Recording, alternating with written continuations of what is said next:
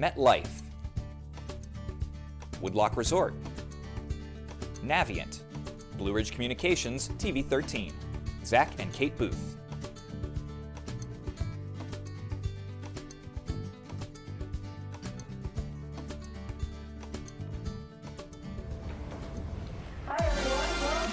The residents of Monroe County have been overwhelmingly supportive of St. Luke's. Over the past 5+ years, we have just grown beyond our expectations. We want to continue to meet their needs, and so we are now planning to expand and double the size of our campus. We've learned a lot since we've opened in 2016. We've adapted to a lot of different challenges. As we start on our expansion, I'm proud to be part of the future vision of this campus.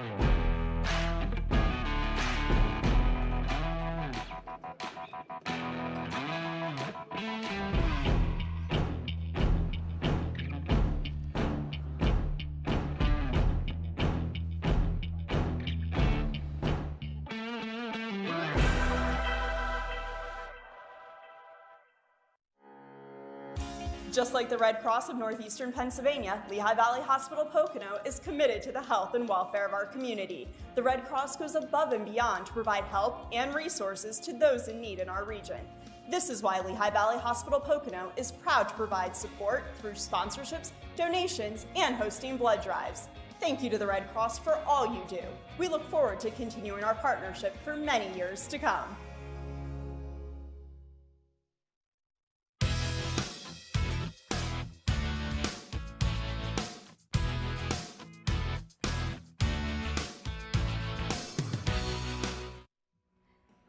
Welcome to the 21st Annual Telethon for American Red Cross. We want to thank you so much for tuning in today. It's a pleasure to have you, and hopefully today you're going to see a lot about a Red Cross and what we're doing in your area, the services we're providing, and how we're going about that, and it will help you learn more about us. So we want to thank you so much for tuning in. I want to say thank you to everyone who made today's show possible, which is so many people came into it. Zach and Katie Booth, Senator Scavello, who has been amazing support for us over the years, and Representative Brown, who is not here right now, but hopefully we'll see her later on today. But we want to thank everyone for everything they've done to make this come together. The Senator, a lot has changed for Red Cross over the years. We have different territories. We have a lot more going on in our areas. We are servicing almost 1 million people out of the Northeast Pennsylvania chapter. So a lot has changed with COVID procedures and everything. As you can see, we're in our masks today, and we are still going to stay true to the COVID procedures right now for Red Cross and the safety of the people we are with. But also, one thing that has not changed, Senator Scavello has been a major supporter of Red Cross for over how many years, Senator? 21 years. 21 years. The reason we have this telethon is because of him. So, Senator, what made you want to get involved with Red Cross in the first place? Well, I ran the United Way campaign back in 2000, and what I did was I went around to all the agencies affiliated with the United Way and gave them pledge cards. When I got to the Red Cross building, I walked in, and the desk was on the opposite side of where it is now, and I smelled something burning. I thought it was a light ballast. Mm-hmm. So the young lady behind went like this. I turned around, and there was a couple there and with a little child. They had lost their house. The little child was holding a scorched teddy bear. And I you know, they at that point, there must have been about 30 fires, and they really didn't have much money. They were looking to put some money together to put them at a hotel, and I said, this can never happen again. And so that's what decided, and now it's grown. Also, it's grown enough that we can help people of disaster with flooding and all that other stuff as well. But that's what started it. See, and it's so true to your heart. heart, and we are so grateful that you have chosen us to help, and then we couldn't do it without you, honestly. It's been an amazing support. Well, I think we have to introduce this new face. Yes. This is an unfamiliar face for some folks. Hello, everyone. Yeah. Yes, Sherry is our new executive director for our chapter, and how long now? Yes, 6 months 6 almost. months, all right, flying by. Yes. Yeah, so you'll see her out in the community I'm honored more. to be here, and I just want to say thank you for the opportunity, and my board chair and one of our biggest supporters. It's an honor to stand here with you today. No, I want to wish you the very best. You know, one thing about when there's a disaster, Red Cross is there. And this telethon is to help Red Cross so that when they get there, they can take care of people the right way, especially when you lost your home. And in this area, especially in Monroe, but it could happen in other areas where you live in an area that you move there, and so you really don't have any family here or anything. So if your house goes down, there's nobody around you. You're by yourself, with the exception of the Red Cross who will be there.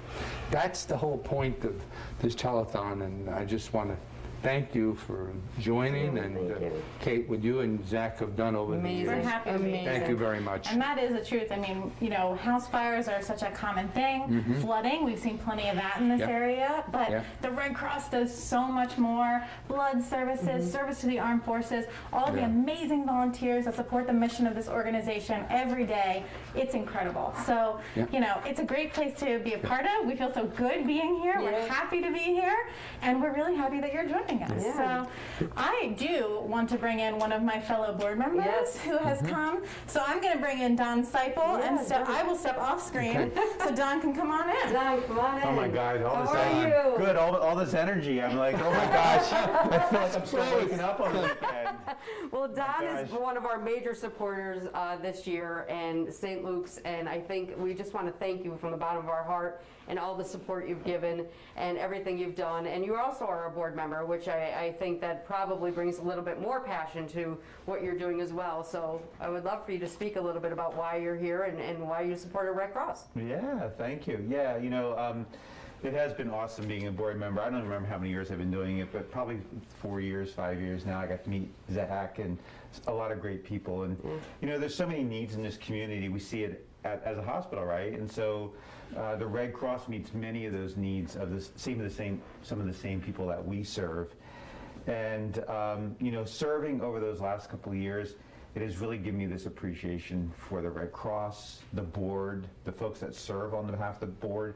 Senator Scavello has been really dedicated through this telethon and other ways to the Red Cross and the members in this community. And so for me, that's been so great. And then to learn about the mission of the Red Cross, and, you know, like, they serve, you know, nationally, globally, but, you know, just here in our community, we talked about fire and other disaster services that we provide, and, you know, it doesn't seem like a couple days go by and we hear about something happening in our community, and the Red Cross being there. And so for that, I'm really grateful.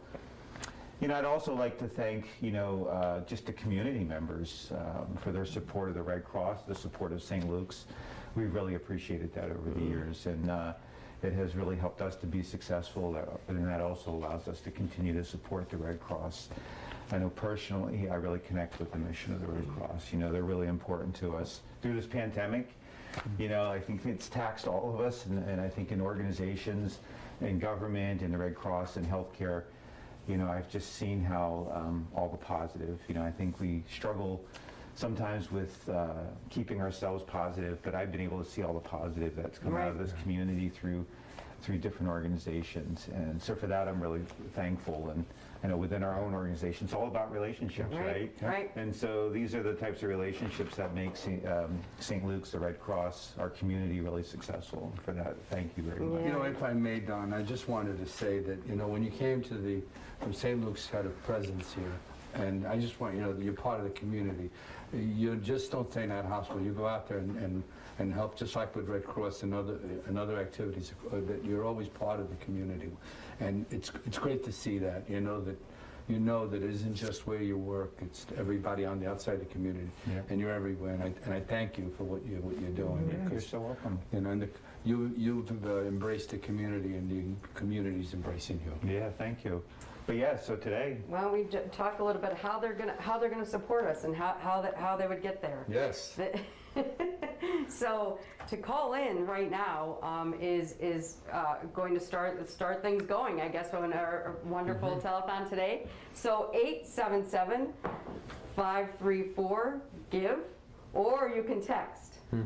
So what number could they text? NEPA Heroes to 76278.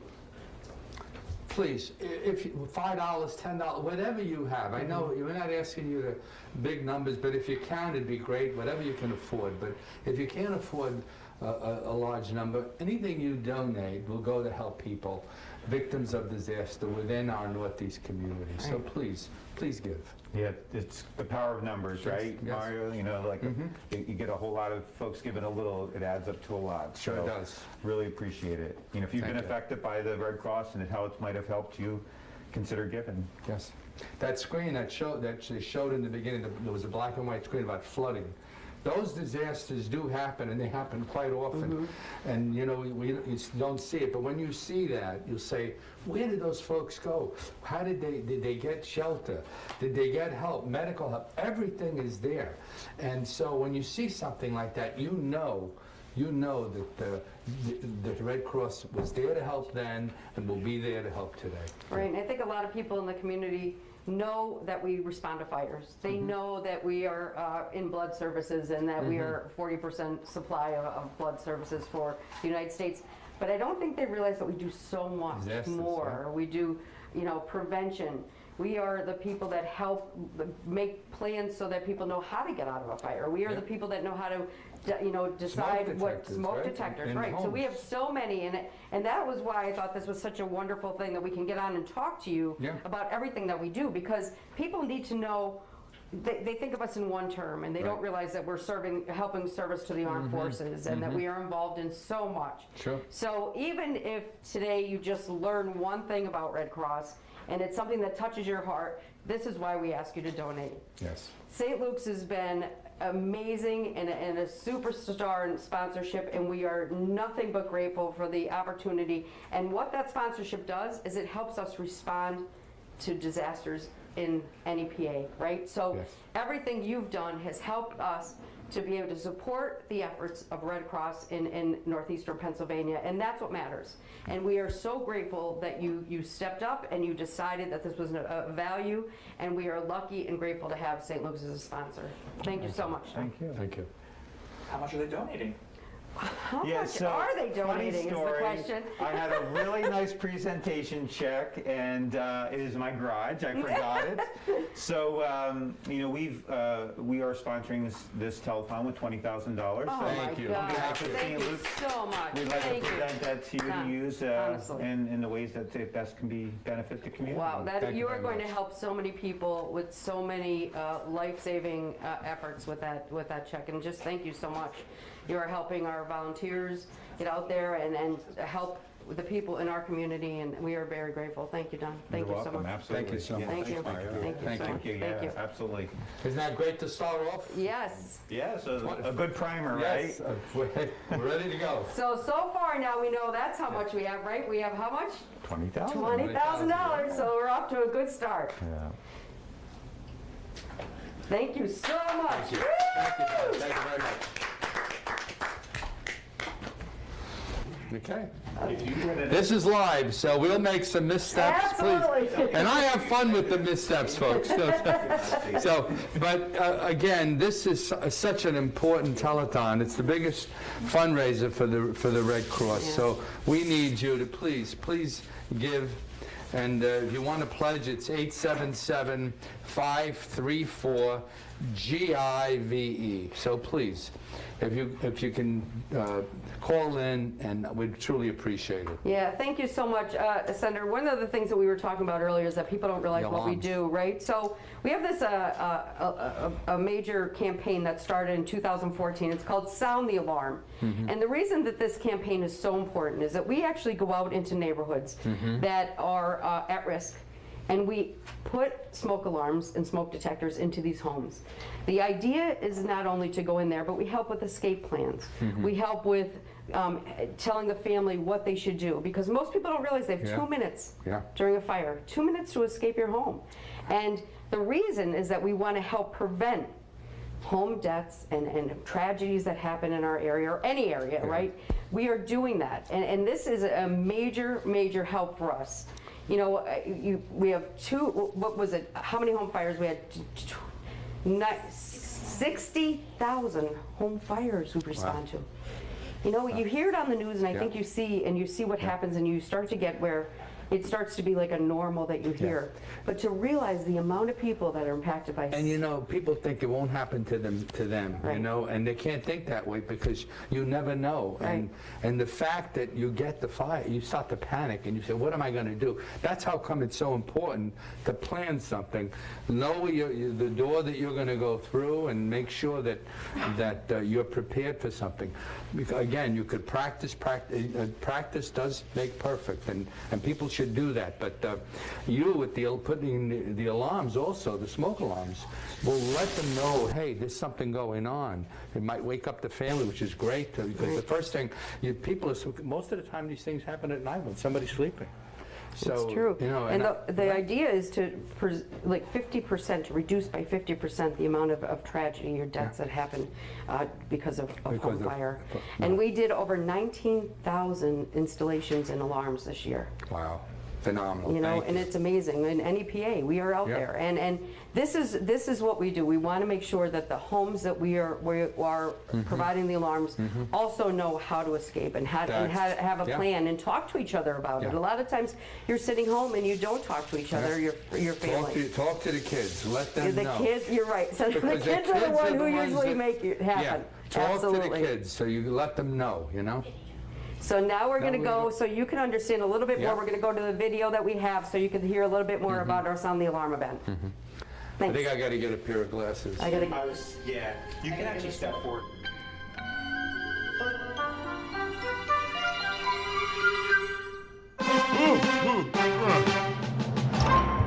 Out! Everybody out! Let's go!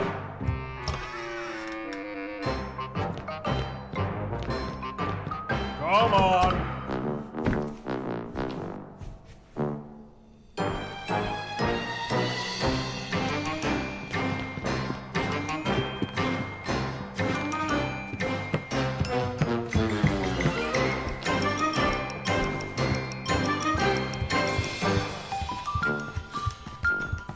Good job.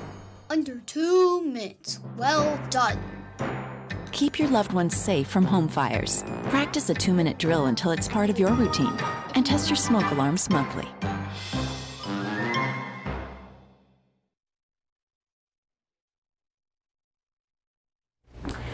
The Sound the Alarm campaign is just such a cool thing that is like, it's a great way to involve kids.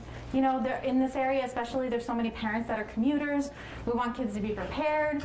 And we have over 1,300 youth that we've educated and prepared, which is such a nice stat to be able to say. Yeah. And we have lots of install partners around Dunmore and the Bradford. We have coming soon, we're going to be installing for you.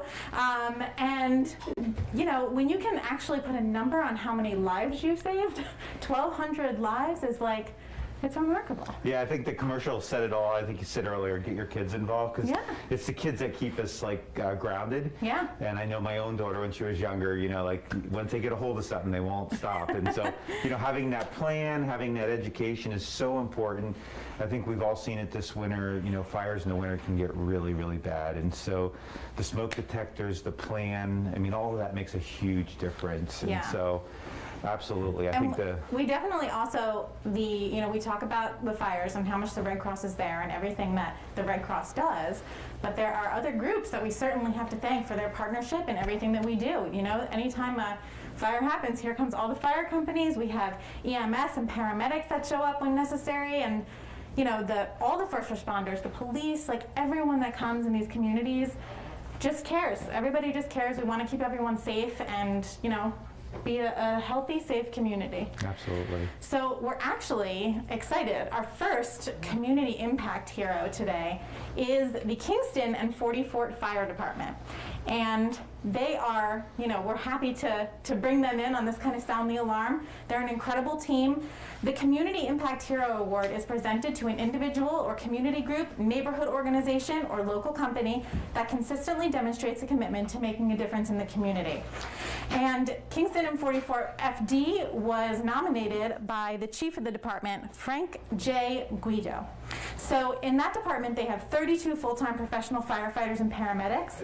They answer over 5,000 calls per year for service with Medic 13, along with Engine 1, Engine 2, Engine 4, Ladder 3, and Rescue 3. They answer multiple calls of every kind of type, but during the pandemic, everybody has been working extra hard. And they don't complain. They did their jobs. They're caring professionals. And they also have some great volunteers that make up the department. So that's why the whole department has been nominated and has been selected for this award. And you can tell that Frank is very, very proud of this team. So he says that there are, as we went through the different categories of awards, there's someone in the community who qualifies for all of them. But none exceed the effort of the men and women of the Kingston 40 Fort Fire Department. Yeah, I'd like to just recognize them as well. I mean, our first responders, I think we don't realize how important they are until we need them. And, they've just really risen to the occasion these last couple of years. I know many of these fire departments are really struggling, and I just really encourage people, it's a great way to serve in your community. I know that it's really caused some problems. But thank you to Frank and your team up there in Kingston. Great job, and what a great leader nominating his team. Yeah, and we would love to see the video that shares that story.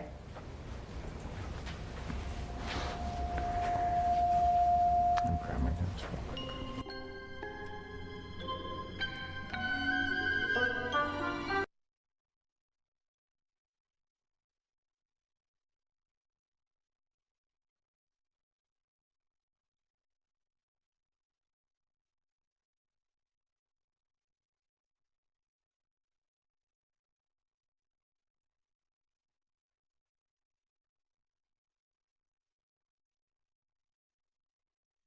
Could be in the backyard having a barbecue with your family, and all of a sudden, boom, and you're out there running. And it's not easy when you volunteer. You put your lives on the line, and how much we appreciate what you do. Well, Senator, let me just give you a little update of our department. We are what's called a combination career department. Mm-hmm. We have 32 career firefighters. That's their full-time job, and we're supplemented by a really, really strong core of volunteers that are the backyard barbecue guys that come out. Mm-hmm. We have 6 to 7 guys on duty 24 hours a day, 7 days a week. Wow, God bless. I wasn't aware. I'm sorry. Yeah.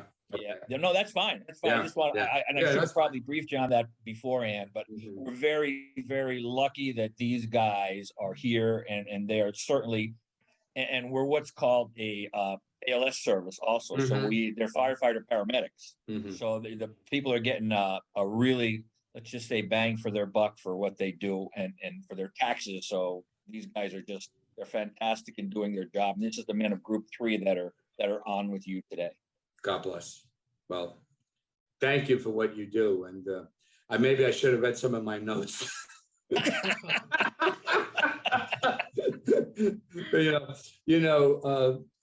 Believe me, no matter volunteer or a job, but it's a tough job, and it's truly appreciated what you do. And we want to congratulate you on the 5,000 calls per year service with Medic 13, along with Engine 1, 2, Engine 4, Ladder 3, and Rescue 3. I've seen that every day you answer multiple calls for all types, and I really watched each and every one of them excel during the COVID-19 pandemic.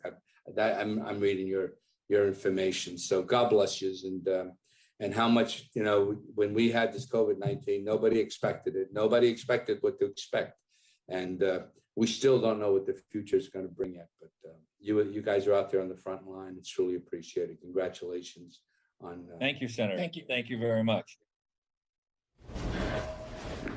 Wasn't that great? That was awesome. Yeah. Again, thanks to the team up there in Kingston. What a great job. So, You know, all our fire companies are heroes, but you know, it was there 5,000. They deserve to be recognized. But thank you to all the fire companies across our Commonwealth.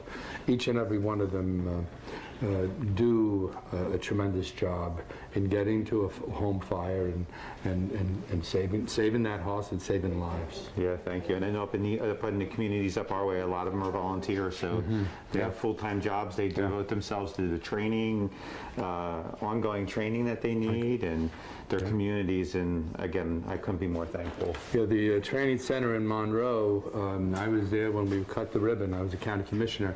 Something to be very proud of, because that's a state-of-the-art, and they need state-of-the-art. They need to prepare for fires, and there, you know, actually we have other counties come in and use it because it's that top of the, you know, it's what you need to, what you're going to face in a fire. You can simulate that there. Yeah, absolutely. Yeah, absolutely. So I think we're going to go to the tote board. Tote board. So let's see where we're at right now. And I think we are. I think we're going to go up a little bit. Here we go, 25,000. So thank you. Thank you very much. So again, just continue to think about giving. Think about your local fire departments and how they benefit from the support of the American Red Cross. So you see it there on your screen. You can call 877-534-GIVE, or you can text NEPA Heroes to 76278. So please, again, please consider giving. Every little bit helps. You know, I think there's many people that probably have stories about how they've been touched by this. Yes. And then I see how they do work across the country. You know, so a lot of our folks mobilize when it's needed, and they'll respond to where they're needed in the country when there's these natural disasters that happen. And we have such great, you know. Volunteers that help us. Don, I always say, you know, you don't know until you need them, and hopefully you never need the Red Cross, but people that have been experienced losses know exactly what we're talking about, and this is an opportunity to know that giving us these dollars for the Red Cross will know that they'll be able to be there when you need us. All right, I think we're going to hear from one of our sponsors coming up. The American Red Cross of Northeastern Pennsylvania thanks these generous sponsors for their support of Telethon 2022. St. Luke's University Health Network, Lehigh Valley Hospital Pocono, Highmark Blue Cross Blue Shield, the Ann and Joseph Farda Foundation, MetLife, Woodlock Resort, Navient, Blue Ridge Communications, TV 13, Zach and Kate Booth.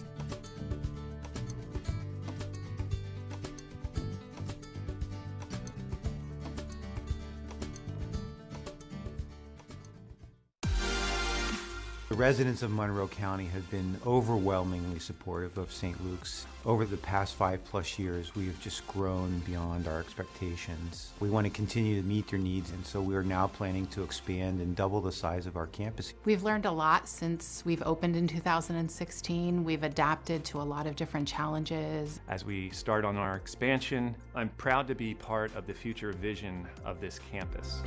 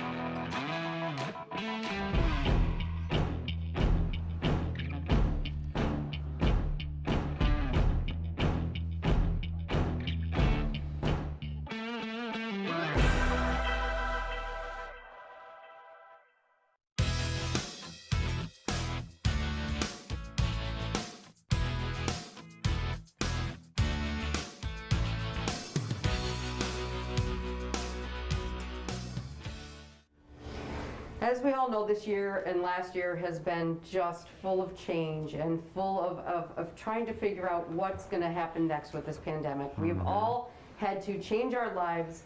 We've had to refocus on different parts of our lives and areas, safety protocols. I can't imagine what it's like to work at the hospital and what you've been through at the hospital. But all of this has been for good. We're all doing much better. It's been a positive environment now. We're seeing a lot of change. The spring has come. We're out, being able to be outside and the air and happy air, and then just being able to breathe a little bit. So with all this positive change, we like to look back and we like to think about how it impacted not only Red Cross and your organization, but what the changes and the extraordinary efforts people have made in the community to be a part of our heroes and what our heroes mean to us. So our next hero is been actually nominated by the hospital, right? By you, Donna, and we'd like to speak a little bit about, so you can understand why our heroes are so important to us, and like why Red Cross likes to say, you know, you're so important and you have helped so many in our community, and we are all about community. That's who we are. So we couldn't not honor people who are out there doing extraordinary efforts. So Don, I'd love you to speak a little bit about the next. I mean, like, you're right. So like when I think about these last 2 years, it's just, I think for everyone, it's been a roller coaster, certainly in healthcare. It was a really challenging for us, especially early on. Like I think in healthcare, we didn't know what we were up against with COVID. And it was those early days that I thought back to about when I was nominating this person, which was Chris Barrett of the Pocono Mountain Visitors Bureau. You know, early on, we struggled with how it was impacting healthcare, but our community, our employees, right? And so as I thought about this, Chris really came to mind, because Chris was one of those individuals, him and his team, and I know that Chris would tell you that this is not just in recognition of him, but his team up there, and they really stepped forward and helped us with public service messaging. Early on, we did a weekly TV show for about 8 weeks. We did that, and it was with our healthcare partners and our social service partners, all those folks that we could provide information to the community on things that were happening around not just healthcare and safety, but how do we, you know, unemployment was a big thing then, and mental health we talked about. And so Chris and his team really helped us with that. And they worked tirelessly. They didn't ask for anything. They just really worked, and for that I'm really appreciative. And you know, I'm just looking through Chris's nomination, and you know, look, he did a lot, but early on we had government officials, you know, disseminating information, updates from the hospitals, vaccines, treatment protocols. We talked about the economic impact, you know, the financial resources that were out there, keeping everyone informed, educated, safe. You know, what can you do? We talked about how you could stay sane at home because people couldn't go anywhere. And so what could you do and, you know, keep yourself going? And, you know, they stood up a page on their website, and we really use that to help. They then helped to establish the Hospitality and Restaurant Worker Relief Fund, you know, and helped, you know, how could we support all of those folks in our community from the hospitality industry. And so for that, I just really thought Chris was a great, you know, perfect example of how change has made someone have to rethink the way that they were doing best practices before, and how lucky we are that we have people like that in the community who want to go beyond and above. And we are so grateful to not only have the nomination, but lucky to have these people as our neighbors in our community, and that's what it all means. It means that we really have people who care and want to change. And we would like to, I think, introduce his video a little bit to talk about what he's done in the past, and show you how he got this wonderful nomination. And when you're doing that, think of who you want to nominate next year. Think of who's your hero, who's your local hero that you maybe have not talked about before, or you haven't seen before. You didn't think about that because you didn't know Red Cross did this. So as you're watching this local hero, think about your next. I'm here with Chris Barrett, who is the CEO of the Pocono Mountain Visitors Bureau. And I have to tell you, Chris, from the day you walked into that place, you improved it, just walking in. It was really on a rudderless ship as far as I'm concerned. And what you've done in the last few years here is just remarkable. You know, when you see the success of the businesses, especially the 3 water parks, we don't just look at what they do and the employees that they hire and the business that they bring up here, but also the trickle-down economics part of it, because all of those people will stop and buy gas, will stop in our restaurants, will stop in our stores. So they create jobs not just at the facilities, but everywhere else. But even the little guys are getting some help now, and so I see that as and the override, they can't handle it at all. So all the hotels in the area are doing very well. So it's just remarkable what you're able to do. But not only that, but you show up at you're the chair of the United Way campaign, right? And you've done a fabulous job there. You got money from me coming. Did we send out a check already? And also you're on the board of directors of the Chamber of Commerce, and I know Christine, who's on it as well. And it's important, and you gave them that opportunity to save them some money and put them in your building, which I thought was, really, because at one time they were together. I don't know if you know that. Long time ago. A long time ago, they were together. It was one. And so you brought them back together because you had that conversation back and forth with, and it's so important to have them close that you can, that can continue to happen. And so you have been selected as this award is the Red Cross, and it's a certificate of recognition to Chris Barrett in recognition of receiving the Community Impact Award from the American Red Cross of Northeastern Pennsylvania, recognizing you for some of the things I've just stated. We're always pleased to recognize those individuals through their laudable tenure of service and contribute in a meaningful way toward the well-being of their communities and this Commonwealth, and you have done that, my friend. On behalf of the Commonwealth of Pennsylvania, we thank you for the exemplary record of service and offer our best wishes to you in your and all of your future endeavors. And it's signed by myself, and I don't know who this one, Representative Brown. So, my friend, congratulations and thank you very much. Thank you, Chris, and thank you for everything you do for our community. We are so grateful. And I know everybody out there watching these videos that might know Chris, that might know the firefighters up in 44th and Kingston, or even our own local first responders. You can make a donation in honor of them.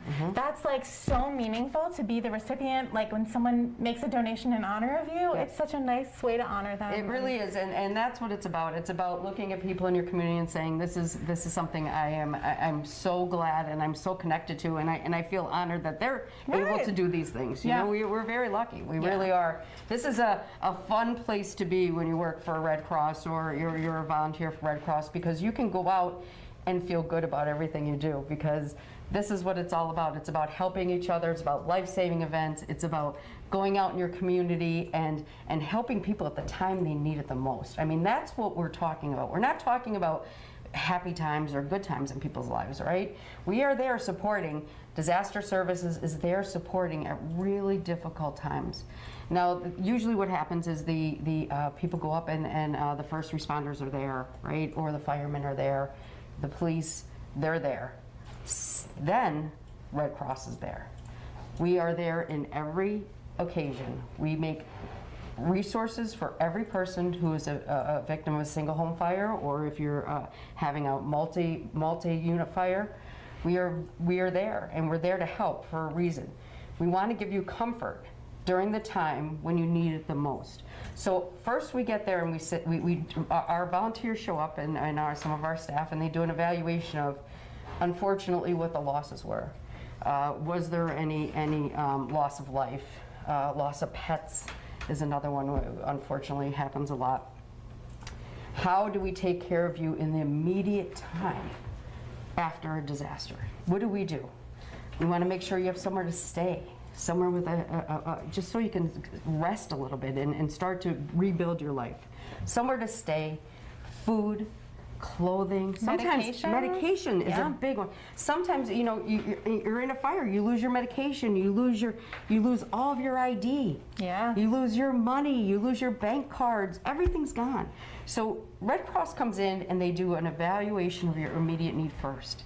Then, within the next day or two, our team calls and they talk about what it is you need for recovery. It's not just about the immediate needs, it's about recovering. How will you recover? What will you do? How will you be able to start rebuilding your life so that you can go about it? And the best part about Red Cross is that we do that thinking for you. We help you make choices and we help you think about the choices, but we're so aware of how to go about this that we are there to support your decisions, to help you decide what's next, what really is the value, what's more important than the next. So with our community people and our connections in the community, we're able to refer and help people move back to recovery, and that's what it's all about. And I know that, like, even in that moment, I mean, I'm sure you can't think about what you might need or what happened or what was in your home, but you know, on top of those material things, we want people to be safe and okay and get out, and that's why we do smoke alarm installations and stuff. Right. But, you know, you need some mental health counseling sometimes after that, because that's a whole disruption to your life. And so, you know, I've seen retired nurses come in and retired therapists come in, and, you know, they'll come and they'll help you in your time of need. And that's a really amazing group of people, particularly when I see the big national disasters too. I mean, you know, they send teams to just help with that mental health and spiritual health and making sure that you holistically are, you know, finding your way back to the right path. Right, and you know, it's hard to discuss because we haven't been there, right, personally, when the person is there. But our volunteers are so well trained. They are. They are beyond well trained and so dedicated to this mission that they make sure that they are there to evaluate and help every client down to the needs that are going to make them recover the fastest. And they are beyond. We are so grateful. Yeah. So grateful for what we have. So let's talk a little numbers. Okay. So yes, I think this is important. I think this is extremely important. It really, like, you know, you can kind of grasp these numbers. Yes. In 2021, we responded to more than 250 disasters, which, like, okay, maybe 250, I mean, it's a lot, but maybe it doesn't sound like a lot, but when you put it in the context of 365 days in a year, that's a lot of disasters. That's a lot of disasters. 924 of our neighbors were assisted through those disasters. So, you know, that's the other part of this, is that if it's a fire in your home, sometimes there's multiple generations in a home. So there can be, you know, upwards of 7-8 people in a home sometimes. So you might have a lot of people that you need to serve, and that's what all these dollars go to help. They help so tremendously to these families. You know, they come back and they're always so grateful, but that's not why we do it. That's not why it happens. No. And I feel like Sherry's gonna tear up over here on me, but it's so amazing to see when you're there firsthand, helping these folks. Yeah, I mean, listen, we were lucky to be around this, right? We're lucky to be able to help. Yeah. But we could never do that if it weren't for the donors. That's true. We could never do that without donations, without people giving monetary donations or themselves, giving the gifts of themselves as volunteers. And you know, joining our teams. Now look, it's March 20th. Yes. So we are like almost a quarter through the year. Right. And already 76 disasters with 366 people helped. Yeah. I mean, it's incredible. These numbers are amazing in a tragic way, but it's just amazing that there's so many people to help. They are your neighbors and your friends. These are not, you know, we are not out on a mission that doesn't have to do with, you know, something. You know these people. Yep. These are your people. When you're looking at the news every night, these are your friends, your family, your neighbors that have been helped. And we are so grateful. We are grateful for the people who have supported us in the past and donated financial donations to us in the past, people who give us money, who give us blood, who give us time. But right now, we would really love your support so we can continue to keep supporting the community and supporting the efforts of volunteer services and of disaster services. And every disaster is different, but regardless, we are here to help the Red Cross. You know this symbol, you know what this Red Cross means. It's hope, and that's what we're here to provide. And we have a lovely video to share with you about disaster services. Disaster relief has been at the heart of our mission for over 140 years. Responding to 3 million disasters, we've helped millions of people across the country. In 1881, Months after Clara Barton founded the American Red Cross, we launched our first response, donating money, clothes, and furniture to victims of devastating Michigan forest fires. From this, we then began delivering emergency shelter, food, and relief supplies during disasters. This led to our first major hurricane response in 1893. For nearly a year in South Carolina, we stood with survivors who lost everything, helping them rebuild their homes and livelihoods.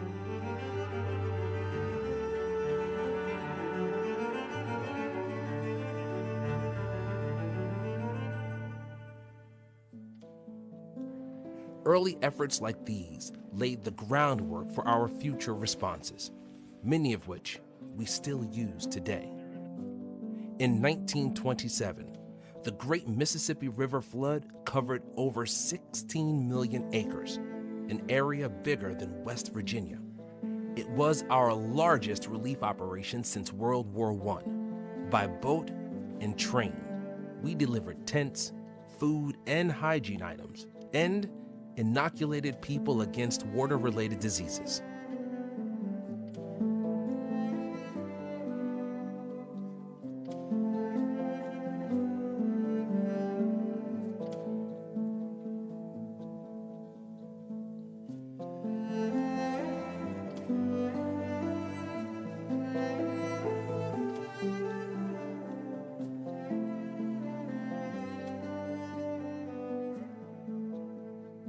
In 1969, Hurricane Camille was the most damaging storm on record. The night it made landfall, tens of thousands of people relied on us for shelter, just as they do today for all types of natural disasters.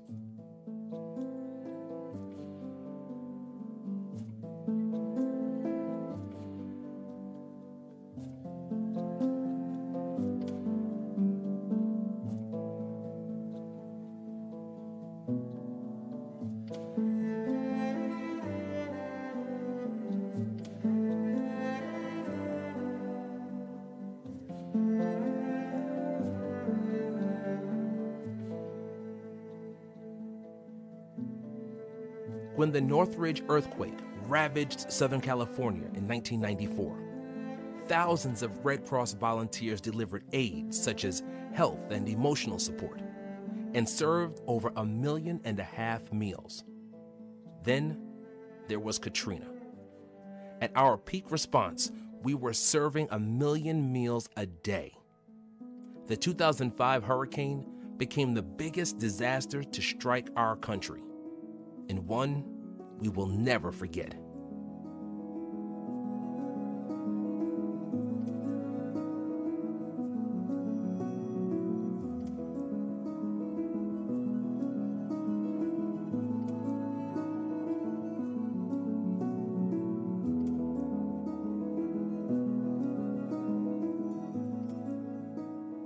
Since then, severe weather has continued to batter communities, some again and again. In 2017, back-to-back hurricanes Harvey, Irma, and Maria became some of the worst in U.S. history.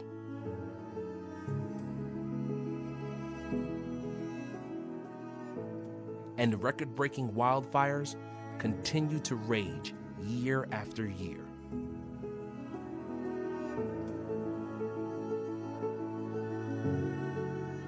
Looking ahead, as disasters become more frequent and intense, and with disaster seasons lasting longer and longer, we're continuing to adapt, just as we have for the past 140 years. In light of climate change, we're committed to grow our response capacity and deliver our services more sustainably, so the American Red Cross can continue to help future generations in need. Join us. To learn more and how you can get involved, visit redcross.org today.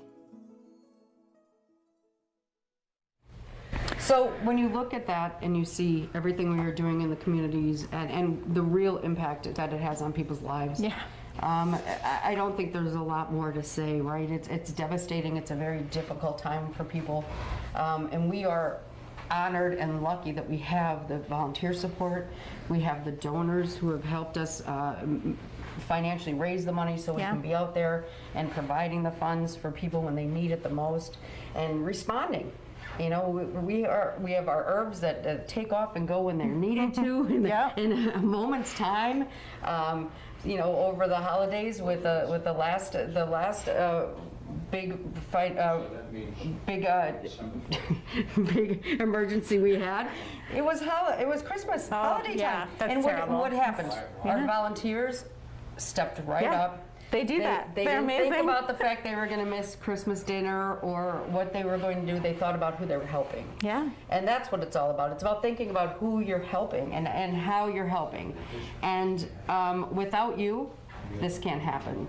So when you looked at that video, I wanted you, anybody who has donated in the past, think about the fact that you have helped that be part of who we are at Red Cross. Yeah, and I think, do you want to talk a little bit about Malik before we watch his video? So Malik, yes, Malik is one of our NEPA heroes ourselves, even though he's not a hero. He is an employee, but we will call him a hero. He is in part of emergency services, what we do out there to respond.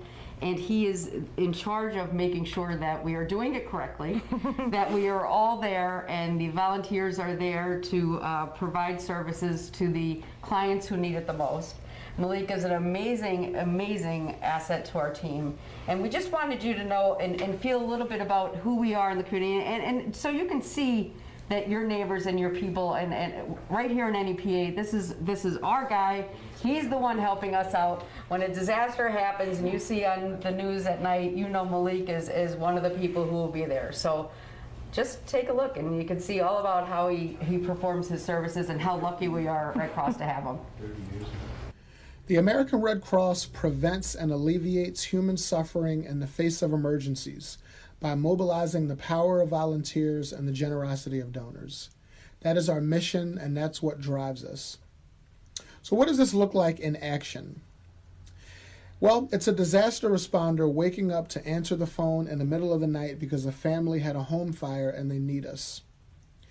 It's a Red Cross volunteer providing food and drinks to first responders. It's helping a client replace medications or durable medical equipment. It's advocacy, it's installing a smoke alarm, it's teaching youth and adults about the importance of being prepared for emergencies. So whether it's planning, logistics, mass care, response, or workforce engagement, Red Crossers are active and engaged. Thank you for supporting us and for enabling us to fulfill our mission in our communities.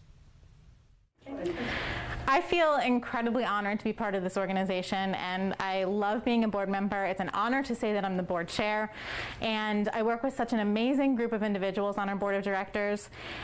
They are enthusiastic. They want to help at every turn. They are just a wonderful group of people. And before I was board chair, Kim Bell was board chair, a name and face that a lot of people recognize, especially those that are familiar with Blue Ridge Channel 13. And she made a lovely video for us that we would like to share with you today, talking about her board membership. Hello, everyone. I'm Kim Bell from Blue Ridge Communications TV 13. Thanks so much for tuning into this year's telethon and helping us celebrate 7 amazing local heroes. My good friend Chris Barrett is one of them. Congrats, Chris. You deserve this wonderful honor. As a board member and longtime volunteer for the American Red Cross, I have seen the importance of donations to this worthy cause. The past year has been challenging for everyone, with the pandemic causing health problems for many people and all of us trying to stretch our dollars any way we can. Your local American Red Cross has been here over the past 12 months and many years before, helping families when their home has been destroyed by fire, providing life-saving blood where needed, opening shelters because of storms, and even providing important training programs like CPR. March is Red Cross Month. I hope you will join me in making a donation to keep this worthwhile organization strong with your pledge. In addition, consider becoming a Red Cross volunteer. There are so many things you can do to help out. Donate a pint of blood. Each pint can help to save 3 lives. Consider hosting a blood drive in your community or at your office. It's easy to do, and the Red Cross volunteers can help you plan the entire event. You can also volunteer your special skills during an emergency. The Red Cross needs language interpreters, medical professionals, and of course, teams of compassionate people to help when a disaster strikes. To find out more, visit redcross.org. The easiest way for you to help the Red Cross is by making a donation right now. Call the number on your screen, 877-534-GIVE, or text NEPA Heroes to 76278. Thanks, everyone, and enjoy the rest of this American Red Cross Telethon. The American Red Cross of Northeastern Pennsylvania thanks these generous sponsors for their support of Telethon 2022. St. Luke's University Health Network, Lehigh Valley Hospital Pocono, Highmark Blue Cross Blue Shield, the Ann and Joseph Farda Foundation, MetLife, Woodlock Resort, Navient, Blue Ridge Communications TV 13, Zach and Kate Booth.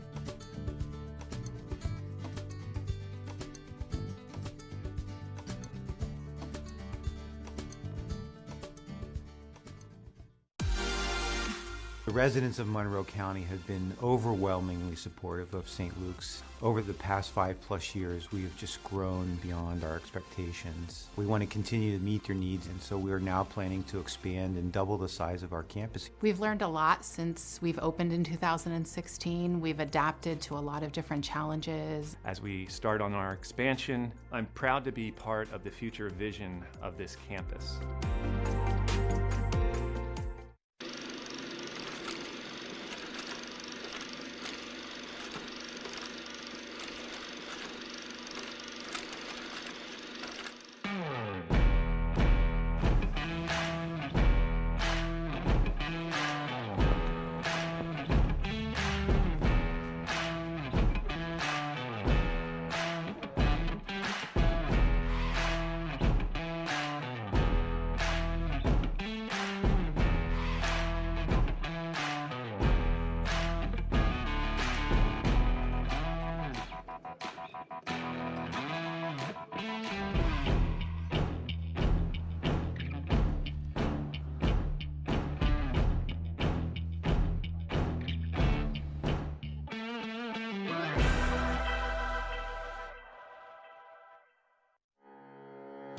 Just like the Red Cross of Northeastern Pennsylvania, Lehigh Valley Hospital Pocono is committed to the health and welfare of our community. The Red Cross goes above and beyond to provide help and resources to those in need in our region. This is why Lehigh Valley Hospital Pocono is proud to provide support through sponsorships, donations, and hosting blood drives. Thank you to the Red Cross for all you do. We look forward to continuing our partnership for many years to come.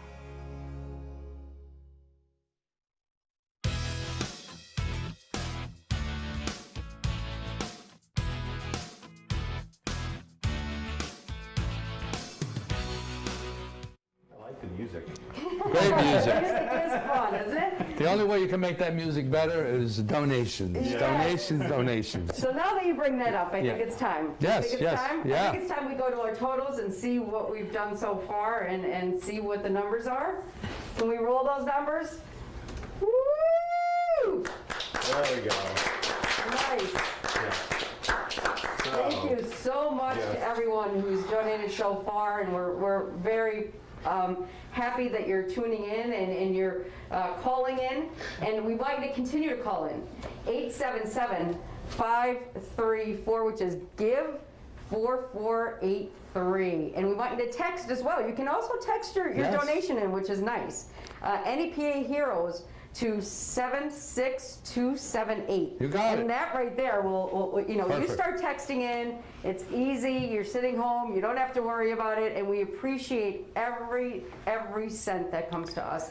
And honestly, we utilize it well. We really do. And don't be embarrassed if it's a $5 donation or $10, whatever. Not. Please don't, because every dollar counts. That's right. And if everybody within the NEPA area donated $5, we would have hit our goal already. Yes, that's true. So please. That is true. Please, don't be embarrassed. Make a pledge, whatever that you can afford. Yeah, thank you so much. And we really do respect and honor people who think about us all the time, because this is what it's about. A lot can happen with $5. A lot, sure, you know, sure. blankets and helping home fire safety kits. There's a lot of, you know, helping people with recovery. So every cent really does matter. Yeah, I was going to say, you think about, like, talk a little bit about what you do for a fire victim, like what that costs just one a family, right? It's a lot. It's a lot. And what clothing, food, putting them in a hotel, that stuff, you know, it just adds up. And, right. So yes, I'm going to tell you, that's what got me involved, seeing it firsthand. But you know, a few minutes ago they scrolled the things that the Red Cross does. And one of the things, I know we're going to talk about it later, but if someone's overseas and a family member is ill, the Red Cross brings them over, reaches out and brings them here. That that alone, you know, taking our hero here back to his family because of the need. And I know that you've done that numerous times. You're able to, you know, make that happen. Opening up that door is so important, and Red Cross does it. Yeah, absolutely. Yeah, we are the only ones who have that ability to make that happen. American Red Cross. So if something happens to unfortunately one of the military's family or needs to get home with a fast need, we are the ones who arrange that, make the flight, make it happen, and have the authority to do so as well. That's tremendous. I tell you, that's.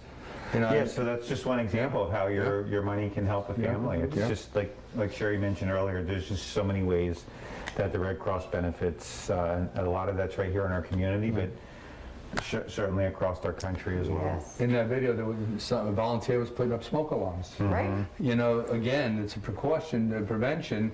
That smoke alarm is going to alert the family when they're sleeping. They're going to hear it, and it'll save lives. But, you know, and one thing is if you didn't have a smoke alarm and you had a major issue, whatever it is, Red Cross is there to help you.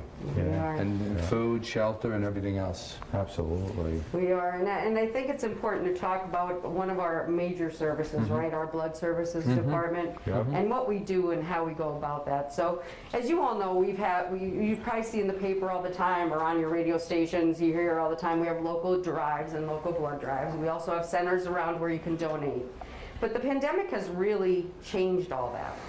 We used to have workforce engagement where we would pull up the Red Cross volunteers and the staff would get out and they would have blood donations at people's employment.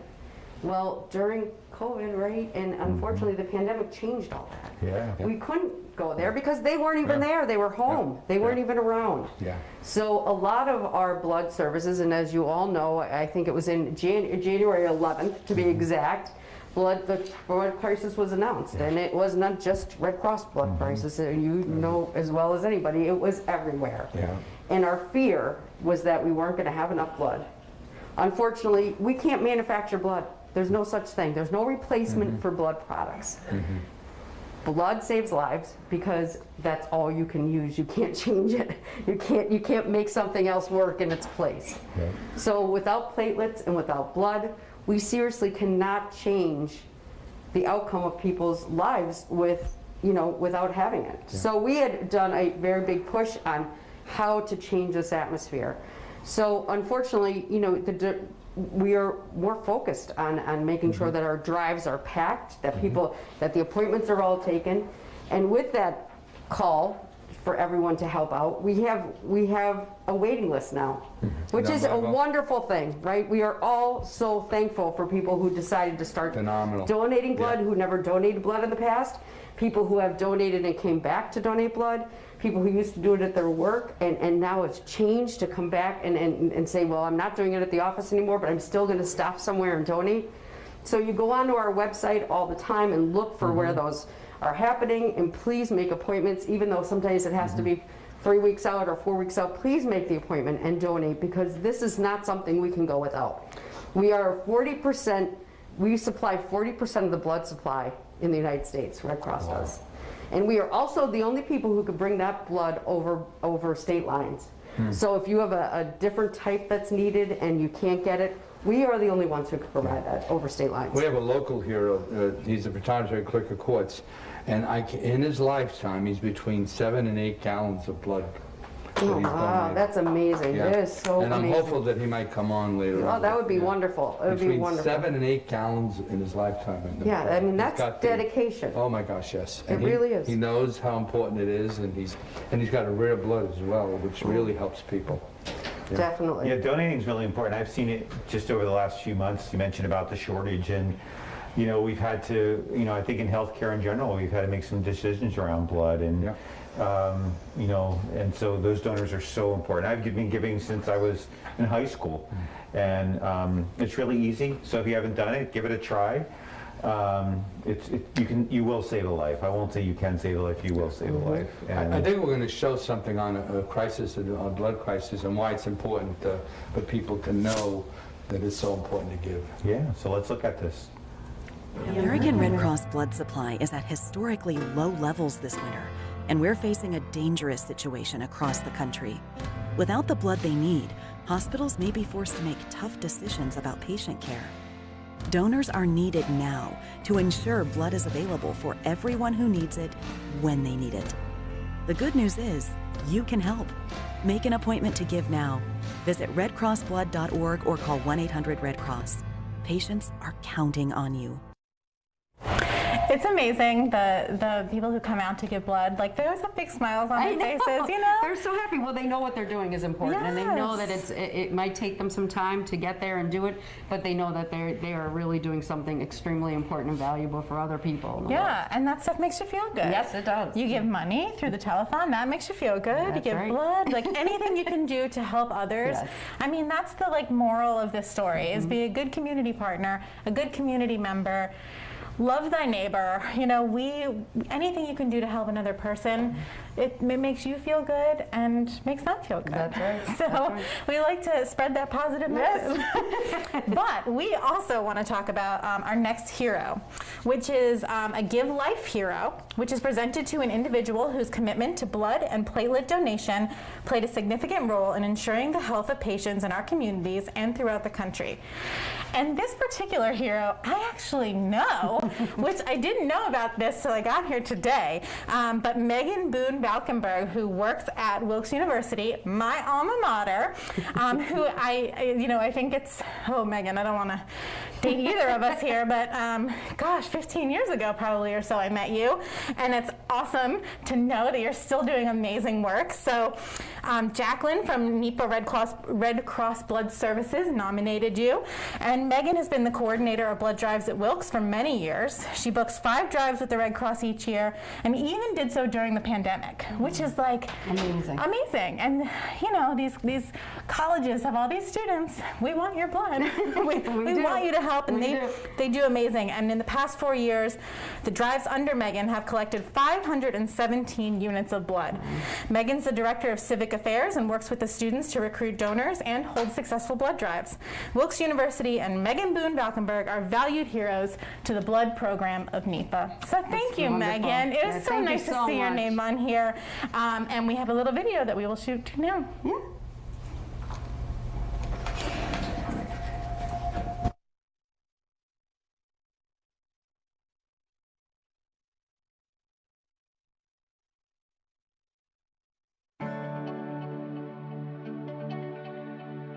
Planning and hosting the blood drives is something that is very important to me. My mother actually had leukemia, and so we lost her 13 years ago. And so during her treatment, blood and blood products were very important, a big component of her treatment.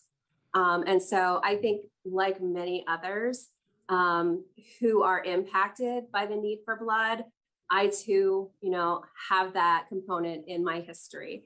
And so, encouraging students and faculty and staff and our community members to join us at Wilkes University to, you know, be part of that solution and be part of someone's recovery, I think is very noble. And so that's really why I'm passionate about the blood program, and why I will continue every 56 days to host a blood drive at our institution. Anytime, you know, before COVID, the need for blood was urgent. Now that we are in this new era, it's critical. You know, it's so difficult to stay healthy and remain healthy. And part of being a good citizen, you know, I coordinate the civic engagement at our institution, and that includes citizenship. You know, being a good steward, being a good citizen means looking out for other people in your community. And, you know, a very selfless way to do that is by giving blood. There's no substitution for it. We can't create it in a lab. You know, we can't get it from any other way. You know, it has to come from me to you. And so I would say, you know, if you're able to, and if you have a heart to do so, look out for those blood drives in your community, reach out to the Red Cross, and see if there's other ways that you can contribute. If you're not able to be a blood donor, there are so many other ways through the Red Cross or through other community agencies that you can be part of a really great solution and a really powerful part of a thriving community.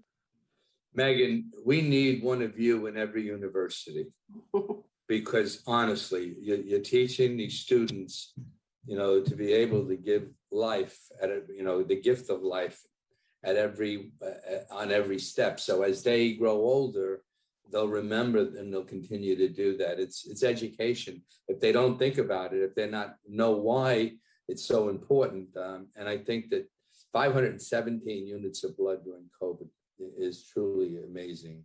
And I'm very proud of you and thank you for what you've accomplished. And hopefully we can see find some Megans in some of these other universities. Senator Scavello, thank you. I really do appreciate it. Thank you so much for watching that video. I mean, when you see what people do and how they support Red Cross with blood donations and supporting all of our efforts in NEPA, it really makes a difference.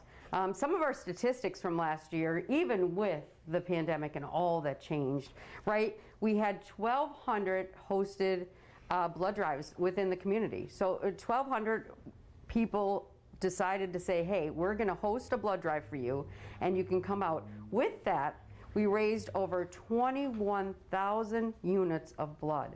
So I wanna applaud NEPA for everything you've done and the support you've given, because if it weren't for you and taking the time out of your day and coming out, we wouldn't be saving the lives we're saving. So I do want to thank the people who've supported us in the past, people who are out there working hard to make sure that we are getting the type of units we need, and the volunteers who are out there every single day helping. I just want to thank you all and say, please now consider donating if you haven't in the past. And if you are and you haven't done it in a while, it's time to get back in. It's time to help out. So thank you so much for supporting us and looking to the future and saving all these lives. That's what matters. You're saving lives every single time you roll up your sleeve. So thank you so much. We want to thank also the people who have supported our events, right? So we had like community partners in the past. We have so many that sign up and say, hey, we want to help you no matter what. The community partners come in and they say, we're willing to do it. Universities, who else? We have hospitals, we have people even we have had some government people step up and say, we're gonna host a blood drive in our parking lots. No matter what, people think about us. And this is what changes everything. If you have an idea, call. And we can see about scheduling and how we would go about that. We have the people who know how to do this. We have the people who know how to make it work. So if you call and ask us if it's possible to have a community drive in the future, I mean, we couldn't obviously set it up for tomorrow. We would love to be able to, but unfortunately we've already been booked. But we'd love to set it up in the future. So please think about that. Think about how you would love to, support or add it on to another community event. We love to do that. LVHN has been one of our biggest supporters over the years, and they have come out. They have said, we are not only going to be a sponsor, but we are also going to keep rolling up our sleeves. We're going to help you, and we're going to help you get the blood you need, and we're going to make sure that we keep having these events. This is what it's all about, and this is what we're so grateful for. We couldn't be more grateful for the people who step up and step out in public and say, we're here to help you, we're here to support you. So next we want to go to the video so you can see exactly why and how important this is for us. Thank you. Lehigh Valley Hospital Pocono is pleased to present this check for $5,000 to the American Red Cross of Northeastern Pennsylvania. We hope it will help you to continue with the amazing work you do in our region.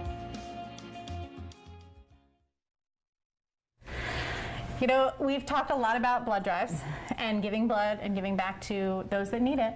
But we should talk about how you can find a blood drive. That's a great idea. Yeah.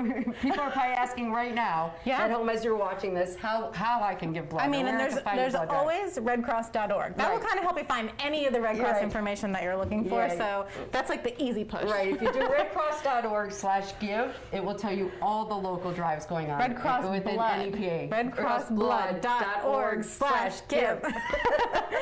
Yep, and then there's also an app that you can download on your phone that is free, and it's the Red Cross Blood Donor app. So you can find on your App Store or Google Play. You can text blood to 90999, blood app to 90999, or by phone 1-800-RED-CROSS. We make it kind of easy to there are many ways to find a way to give blood. And we hope that you will do that in your community soon. Thank you so much. Yeah, we're really grateful for everyone who donates. So we're going to take a quick look at our sponsor roll, and we'll be right back. 7-gallon man. He's got. Pennsylvania thanks these generous sponsors for their support of Telethon 2022. St. Luke's University Health Network, Lehigh Valley Hospital Pocono, Highmark Blue Cross Blue Shield, the Ann and Joseph Farda Foundation, MetLife, Woodlock Resort, Navient, Blue Ridge Communications TV 13, Zach and Kate Booth.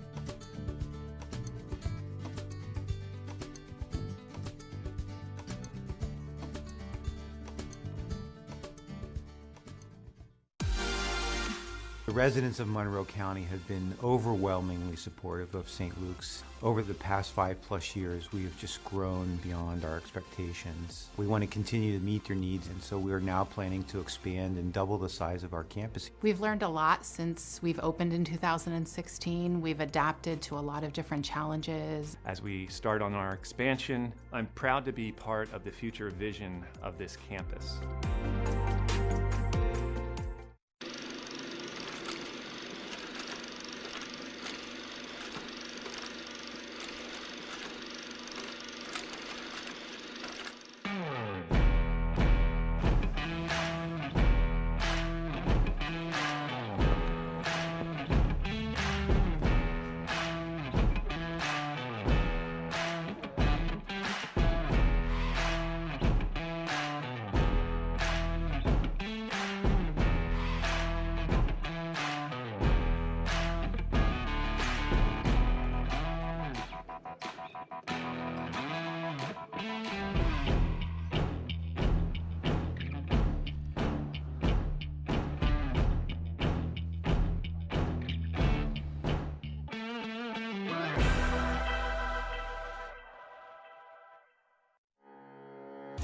Just like the Red Cross of Northeastern Pennsylvania, Lehigh Valley Hospital Pocono is committed to the health and welfare of our community. The Red Cross goes above and beyond to provide help and resources to those in need in our region. This is why Lehigh Valley Hospital Pocono is proud to provide support through sponsorships, donations, and hosting blood drives. Thank you to the Red Cross for all you do. We look forward to continuing our partnership for many years to come.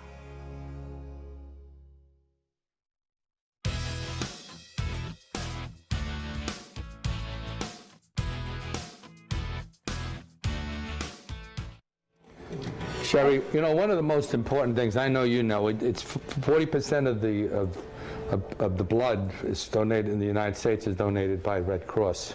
And without the Red Cross volunteers out there, it just doesn't happen. And you always say how important it is to give. We have a gentleman here, George Wooden, who's the Patanitary and Clerk of Courts, and he has a certain pin here. And let me tell you what that pin is. It's that he's given 7 gallons of blood in his lifetime, and he's over that now. Where are you? What do you think you are, George? I'm working toward 8. He's working towards 8. So maybe next time that's unbelievable, George. Well, no, it's a living donation, Mario. Mm-hmm. I think community organizations like the Red Cross are really important. You know, putting your donor card on your license is important, but this is a way to give a living donation. You can save many, many lives with each unit of blood you give. And it only takes, 20 minutes, a half hour, and it doesn't hurt, and you get nice cookies and a great feeling afterwards. So, and, you should go do it. What made you get involved in the beginning? Well, a friend of mine, Howard Kindred, had a liver transplant, and I got involved with a transplant organization. So I thought that giving blood was a way to give a living donation. And you're right. I mean, nothing could take the place of people like you who come in and constantly dedicated to the efforts of blood drives and making sure that they're donating blood. And the Red Cross is such a great organization. You do so much for the community besides that, but everybody can do something different for it. Some people don't like needles. It doesn't hurt. It takes a few minutes. And you can save how many lives? I forget with each donation. Oh, gosh. Yeah. they have a, I think it's, what is it, 4? Yeah, lives with 1 donation, right? So that's a lot. Right, and with COVID and things, people aren't getting out, and your blood supply is low, I think, at this point, right? Very low. Yeah. And I mean, obviously, we couldn't change that because it had nothing to do with what we were planning or how it happened. With the pandemic, it's happened on so many different levels to a lot of people, but this is not something we can go without, right? Here's a special person. He's a donor, and he knows what he's saying is what we said earlier, Right. He knows that there's a shortage right now because of volunteers and all that stuff, so how important it is.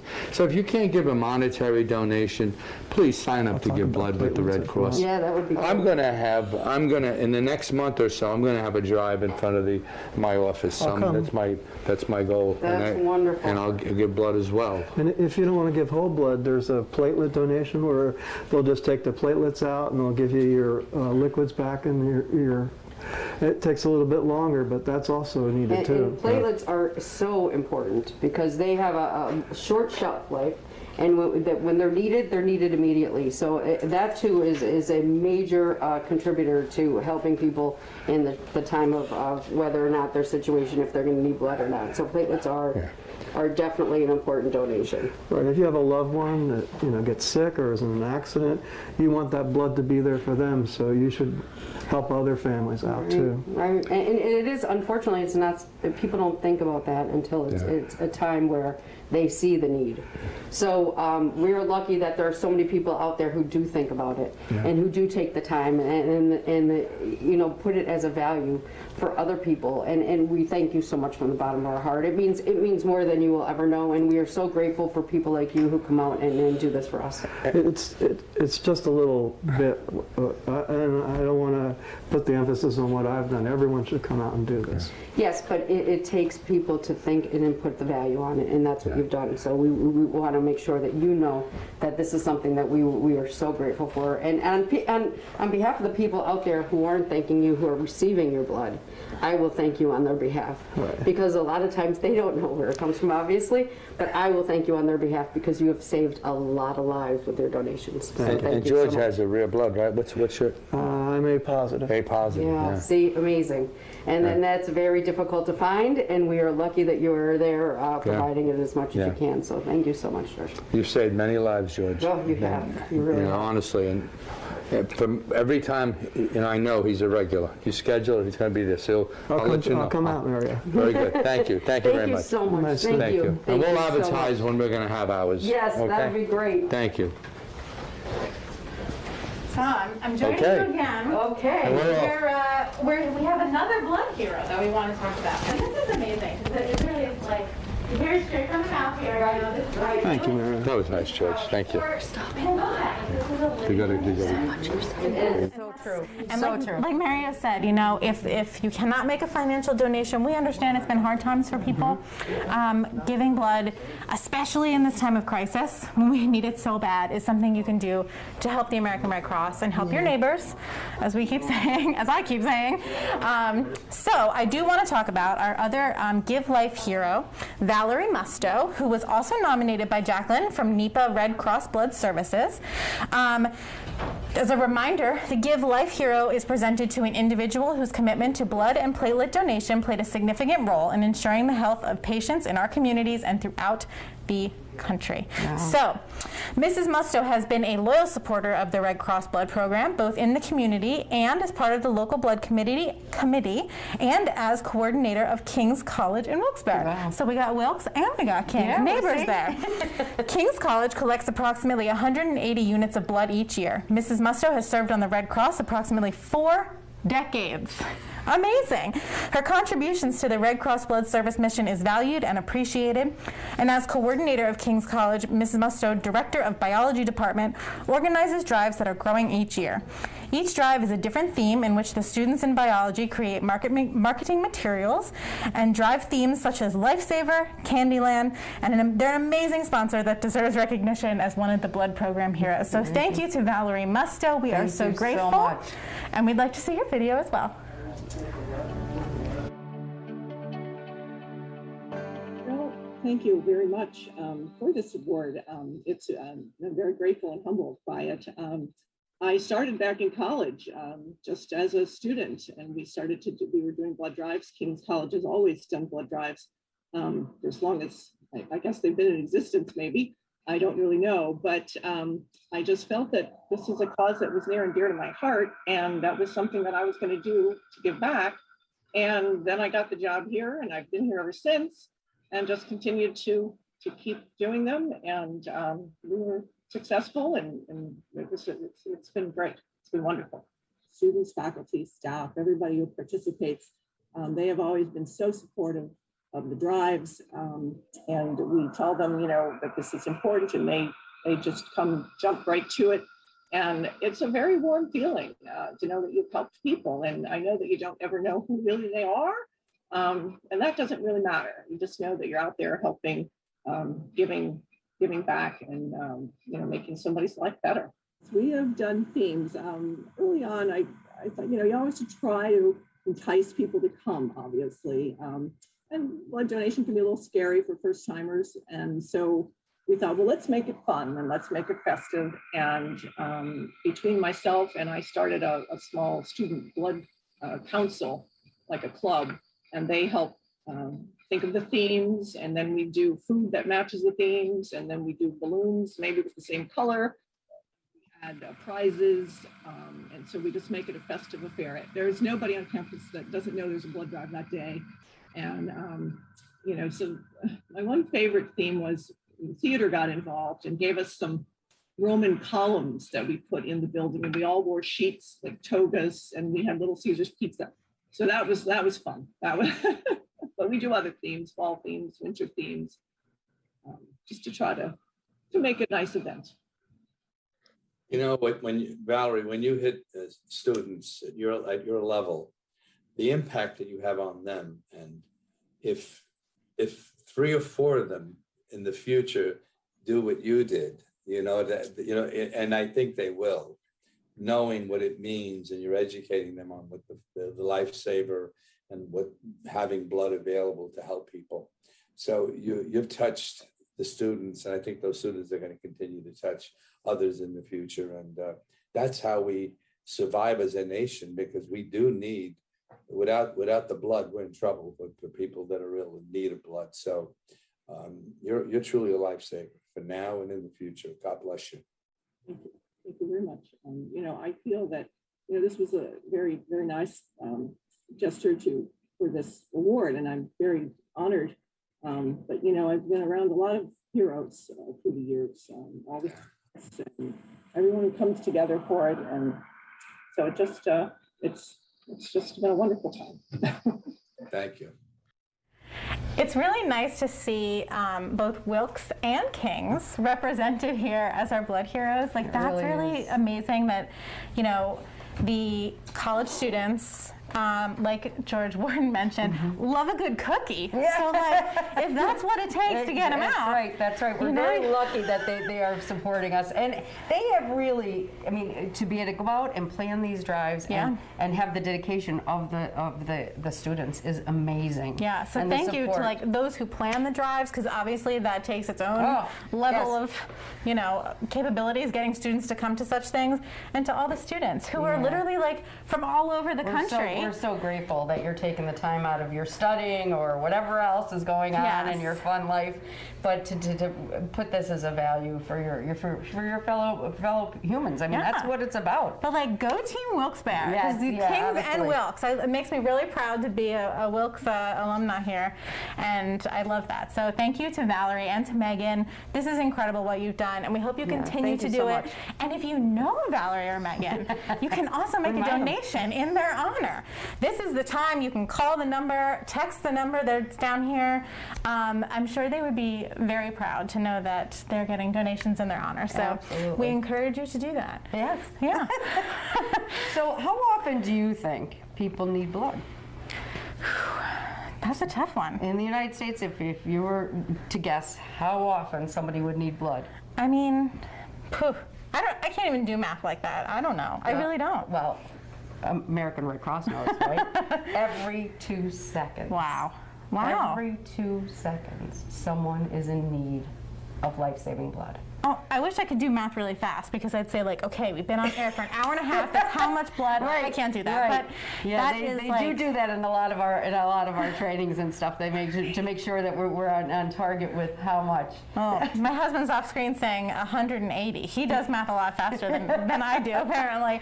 But that's incredible. I mean, it really is. You think about that. It is like a neighbor, a community member. Like, everybody needs blood every 2 seconds. That's so amazing. Right, and knowing that we do 40% of the supply, knowing how important and valuable that is, that's why we always ask for the donations and want people to be consistently out there saving lives. Yeah. As we've heard, people feel good about it. They feel, when they leave, they feel wonderful about the fact that they're helping others, and we're very lucky that people have chosen us to donate to as well. They smile while they're doing it. Yes, and our volunteers are amazing. So it's always good to be with them. Yeah, they bring some light, and, like, you know, we need to collect 12,500 donations per day. I mean, think about that number. That's pretty massive, and, like, one of those things, I mean, I'm a fundraiser by career, so you think, like, oh, I'm one person, you need 12,500. Like, still, one person plus another person, like, it starts to add up. And so if you think you're not making an impact as one person, you absolutely are. And you can donate every 56 days. So, you know, every 2 months you get to kind of go through and watch the change of the seasons with the phlebotomists as they go to their different areas. A lot of people plan it into their lives. They make their appointment when they leave. They know when they're going to be there next time, and they use it as a regular appointment, as you know, planning, and that's what works. It works by, you know, helping to say, this is part of my life, and I'm going to continue to do it. You also get your iron checked while you're there. Which is nice. Which is nice. So that, you know, there's a lot of pros to giving blood, and we can't tell you enough how much it means to us that we have so many wonderful donors who come out and give in that way. And another way you can give. Call this number below. We would love to take your calls. 877-534-GIVE, or text NEPA Heroes to 76278. And a reminder that when you pluralize heroes, it's ES at the end. So I like to NEPA HEROES. One word. So make your donation today. And speaking of donations, we should probably look at our totes. See what number we're at. Where are we? All right, we were at 28,425. Come on. Oh, PowerPoint is crashing left and right on you here. And PowerPoint. All right, I'm gonna make up a number. I think I saw it. Don't make up a number. No, I think I saw it over there. It's a little. Come on, Zach. 38. 33. Oh, 33. 6, 45. $33,645. Oh, live TV, technology. Yes. This is what happens. But we are so grateful. Thank you for the people awesome who have number to be at. made this happen. Thank you so much. And please consider donating if you haven't in the past. We would appreciate it. So thank you so much. Yeah, there's still time. And also, even though this is live right now, you can still call that number after this show. Yes. Like, you don't have to, if you don't get there by 6 o'clock, that's okay. We'll still take your donation. Yes, we will. Lines are still open. So yes. we're here, and we want to say another wonderful thank you to all of our sponsors. So thank you to St. Luke's, our big one, and we'll roll to sponsors now. Yes.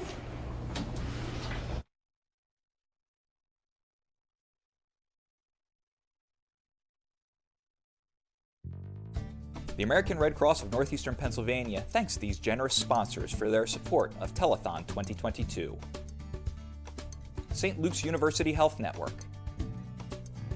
Lehigh Valley Hospital Pocono, Highmark Blue Cross Blue Shield, the Ann and Joseph Farda Foundation, MetLife, Woodlock Resort, Navient, Blue Ridge Communications, TV 13, Zach and Kate Booth.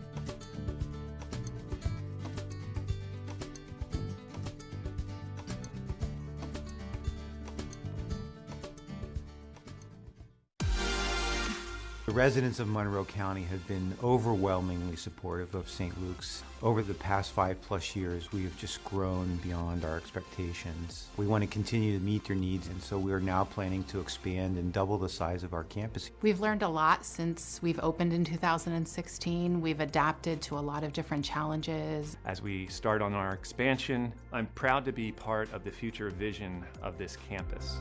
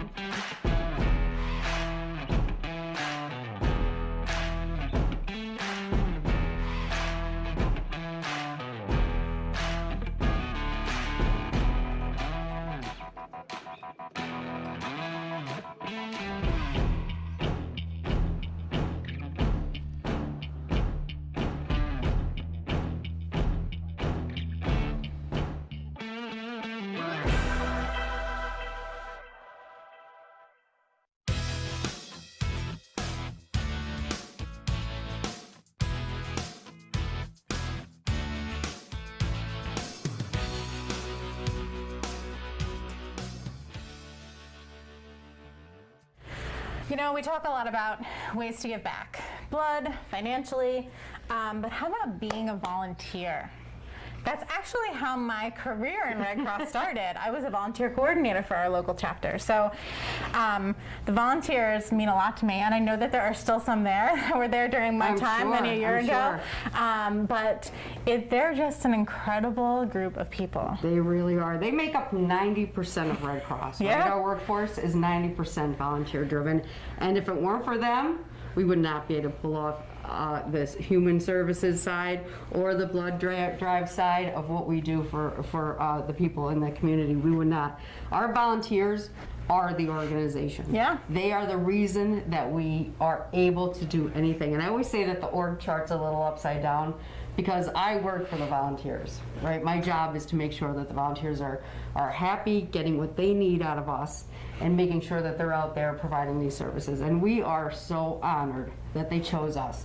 And if you're thinking about volunteering, please choose us. Choose Red Cross. Find out. We make sure that we fit what you love or what your gifts are with what we have. Yeah. So we this isn't just like one size fits all. We make sure we tailor the experience to each volunteer so that they're getting what they want out of the experience. So let's talk about when we do mobilize a volunteer workforce. What kind of different ways can people get involved to be a volunteer? So it could be anything. It could be, you could be the person on disaster. You can be the person who responds first on disaster if you want to be that person who's there on the scene. You could be someone at home who's doing the casework or calling or doing support from home. We have some people who are just stay home and actually do work on that. You could be someone who works on fundraising events and who helps fundraise and helps us get the word out. So you can do that as support. You can be at blood drives. You can be, I mean, there are so many. Yeah, I mean, you can call and be someone who like is just manning phones like we have right now, or anything that we're doing. Yeah, I've seen volunteers used in so many ways. I mean, you know, when the community has different kinds of celebration days or, you know, showcases where nonprofits get together, we always have a table and there's that smiling Red Cross face. And it is so, like Sherry said, there's a lot of places you can choose to volunteer, a lot. Mm-hmm.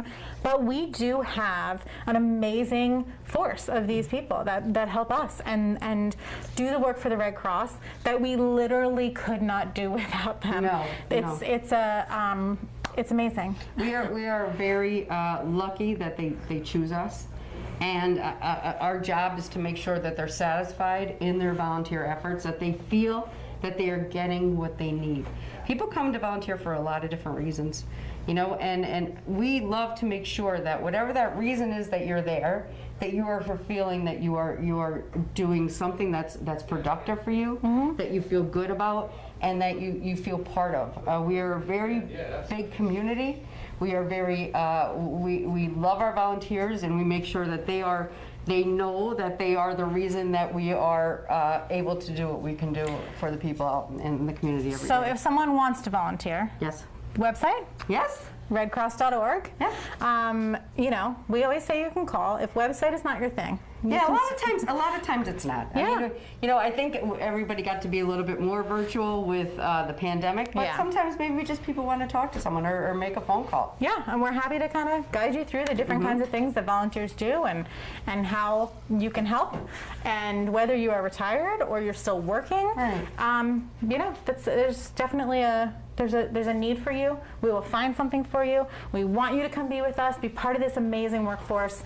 And I want to throw it to a video to go a little bit more in depth about volunteer services. So we will pass it off to Jason.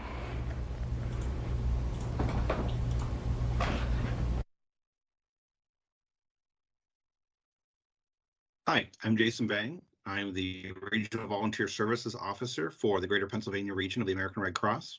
Volunteer Services is here to support our paid staff and volunteers with all aspects of the volunteer workforce life cycle. So we have teams that go out, attend community events, do presentations, and help facilitate engagement of new volunteers. So finding new volunteers to join the organization to support our programs and services. We have a whole other team that works behind the scenes to screen those volunteers and onboard them into the appropriate roles for what their interests are, and help maintain our database and provide those background services for keeping profiles up to date and ensuring volunteers have the training necessary to support our programs and services. Whether it's our blood services program, disaster services, service to armed forces, international services, health and safety, or just working in our community chapter offices, there's always a great opportunity for someone to get involved in our organization and make a difference in their local community. And volunteer services is here to help support that and provide those opportunities and match potential volunteers up with a great program and service that they can get involved with and feel like they're making a difference in their community. And that's really the core role of what we do here at Volunteer Services. Thank you. We're so incredibly grateful for all of our volunteers, and another way that you can be a volunteer and give back in the fashion that I do and the fashion my husband does, you can serve on the Red Cross board. We certainly are always looking for community members who want to be involved, and board members help in a variety of ways, with fundraising events, with serving the mission, with, you know, there's what was that over there? Community outreach. Community outreach, yes. Our volunteers help in so many ways. So I'm proud to be on the board. I'm proud to serve with amazing people on the board. And I'd like to introduce another board member to you. His name is Len. He's the vice chair of our board, and he has a wonderful message to share with you today. Good afternoon. I'm Len Lavender, and I've been a member of the local Red Cross board for almost 9 years.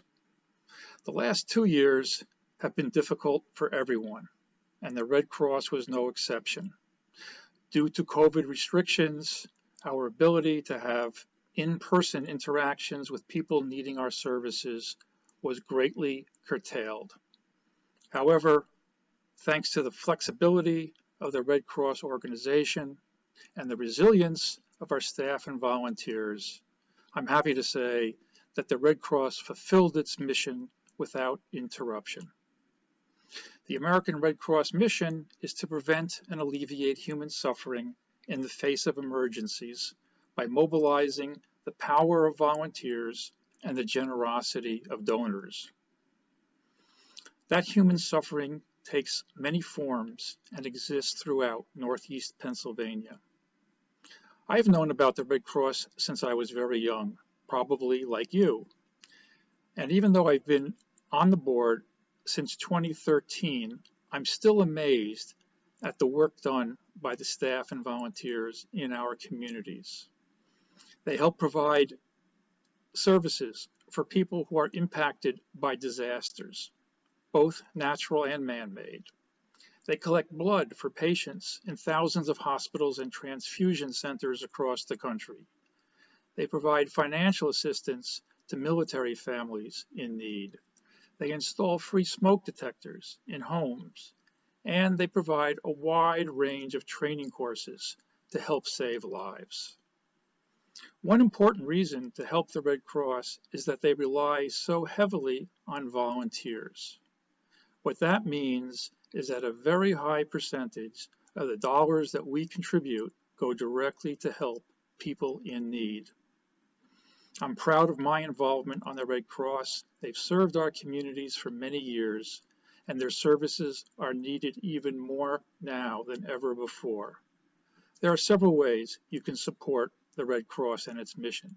You can give blood, you can become a volunteer, and you can make a financial donation, which is the goal of this telethon. Your financial donation to the Red Cross helps provide food, shelter, relief supplies, emotional support, recovery planning, and other invaluable assistance to our friends, families, and neighbors. When you donate money, you're with us as we respond to more than 60,000 disasters every year. Please give whatever you can. Thank you. That's beautiful. Thank you, Len. Thank you for sharing that wonderful video with us. It's an honor to serve on the board with you. You are going to be a wonderful board chair coming up next, I believe.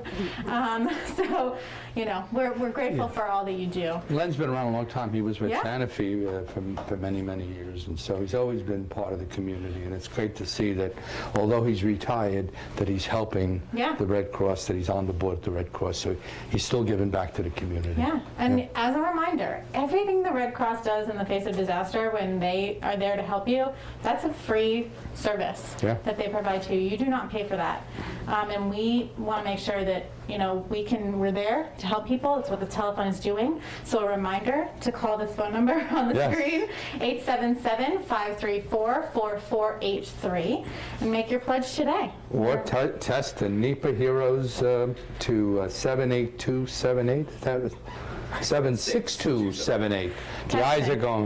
Text to 76278. The ways you can give these days. You Yes. can text instead of call. Yes, yes. Isn't that nice? It's amazing. Yeah, don't want to talk to anyone? That's okay. You can just text your pledge in. We will be happy to take it that way. And whatever the number is, $5, $10, whatever you can afford. Do not feel that you're embarrassed for a small donation, because every one of those small donations adds up. Absolutely, absolutely. It's what makes it all up, all those little gifts. So, you know, any dollar amount you can give is wonderful. Yes. We appreciate them all. Thank you. And so we have another hero to share with you. This is our Community Impact Hero. The Community Impact Hero Award is presented to an individual, community group, neighborhood organization, or local company that consistently demonstrates a commitment to making a difference in the community. And I really do think we have a lot of Community Impact Heroes. There are so many that make a difference in our communities. But nominated by Jacqueline from the NEPA Red Cross Blood Services is Robert Finley. Finley. And so Mr. Rob Finley donated a space in the Dallas Shopping Center from March 2020 to April 2021 during the pandemic, when many locations had suspended collections. His location collected 789 units of blood, which provided us the ability to assist up to 2,367 patients in need. Wow. This space and all of his support was life-saving and a huge help to our blood program and our community, especially during the pandemic. His daughter Lauren became a first-time donor, yay Lauren, and recently organized a blood drive at her school, Wyoming Seminary. More students, love to see students giving back that way. Agreed. Mr. Finley is truly a hero to our blood program, community, and the many lives he has saved through his generosity, and is truly deserving of this recognition. So thank you so much, and we're honored to share this video with you now. Yes. Well, it was the beginning of the pandemic. It was early, well, I guess it was mid-March 2020. And just on the radio, it mentioned that the American Red Cross was having issues with getting blood donated, and they weren't allowed to go into certain locations. Churches weren't allowing it. The VA, can't think of the name. Well, places that you guys would have your blood drives, we're not allowing you to use their facility. And I thought about it, and we own and manage Dallas Shopping Center, and we had a former beer distributor go out of business, and we had to rebuild. It was there for 50 years, and we had to rebuild it. And we were just finishing it, and I thought, you know what? I called Senator Baker, who's in the shopping center, and said, would the Red Cross be interested in using this space for their blood drives? It's new, it's sterile, and she put me in touch with the Red Cross, and worked out really well. And they were excited to use it. And prior to their first blood drive, my family and I went down, and we just did finishing touches on the space. Misericordia University donated the tables and chairs, and we set them out and cleaned the bathroom, and so that's how my family got involved, and that was it. So we had once maybe twice a month, the Red Cross would call to use the space. I said, you don't have to ask, just go ahead. You have a key, use it when you need it. And when they did do their blood drives, we were able to put on the marquee at the front of the shopping center, we have a digital billboard, and I was able to advertise the fact that they were taking blood and that blood was needed. And apparently every blood drive was booked. So that's really the story. Well, it was a good experience for us. And since then, my daughter, who attends Wyoming Seminary, she's a junior. She's now involved with the Red Cross. We all donate blood now, and my daughter has done her first blood drive at the school, and I guess that was a success. So we'll see what happens going forward. I think she's planning to do more and get more involved. As an elected official, it's always great to see community people come out, especially when things are down. Like this blood drive that you made was at the right time. And Senator Baker, who you mentioned, is a huge proponent of the Red Cross, big supporter. Whenever the Red Cross comes up, and there's an event at the Capitol, last year we didn't, of course, because of COVID, but when she's always there speaking on behalf of the Red Cross as well. And the numbers are astounding that you were able to help 2,367 patients in from your blood drive. And so I just want to thank you on the behalf of the Commonwealth. And, I hope you continue this in some way. And I get the impression that you might. And again, it's a truly deserving recognition for you. And I thank you for stepping forward. Thank you, Senators. Thank you so much for watching that video. That's amazing to me. His daughter, himself, like they are such big supporters. But that's what it starts with. The parents the dad has got the daughter doing it, and the daughter in the future, hopefully, when she has children, will do the same thing.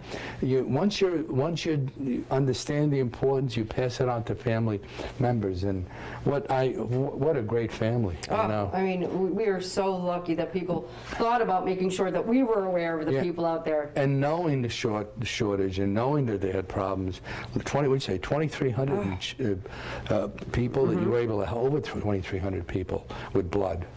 It's something short of a miracle, because without them, that blood's not there. Right. And all those people would you'd really be looking all over the place for blood, and it made it so much easier. And it's because of people who come out. Exactly. Right? And it's about the people who realize the value of the blood and realize how important it is to donate on so many different levels.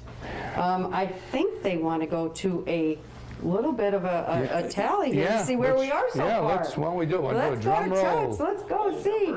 Old number, new 33. New number 35. 150. Very nice. Woo! Thank you so much. Thank you for all the people out there supporting us, watching today. I hope you're finding out a little bit more about Red Cross than you knew in the past. I hope you're thinking about heroes out there that you want to bring in and help and donate, give them their names for next year so that you know. And I hope that the people who are watching are going to donate more and make sure that you're calling in so that we can really get to the numbers we're looking for to help NEPA. So let's go to our sponsors right now, and so you can look and see all the people who've supported us and the reason we're able to do something like this and the money that goes back to NEPA. Thank you. The American Red Cross of Northeastern Pennsylvania thanks these generous sponsors for their support of Telethon 2022. St. Luke's University Health Network, Lehigh Valley Hospital Pocono, Highmark Blue Cross Blue Shield, the Ann and Joseph Farda Foundation, MetLife, Woodlock Resort, Navient, Blue Ridge Communications TV 13, Zach and Kate Booth.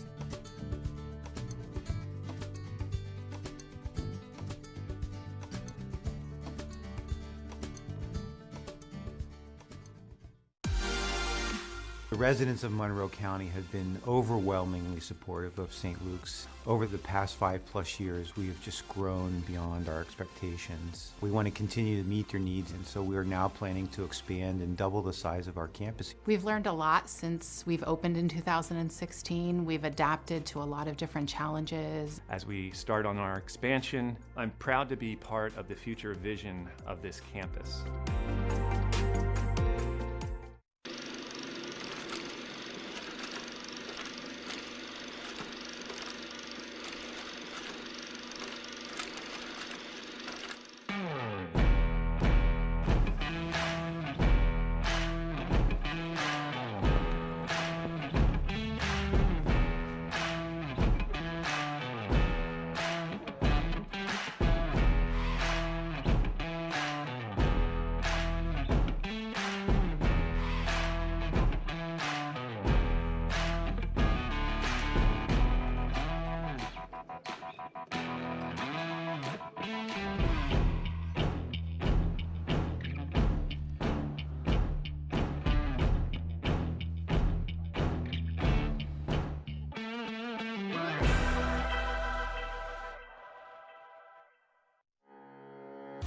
Just like the Red Cross of Northeastern Pennsylvania, Lehigh Valley Hospital Pocono is committed to the health and welfare of our community. The Red Cross goes above and beyond to provide help and resources to those in need in our region.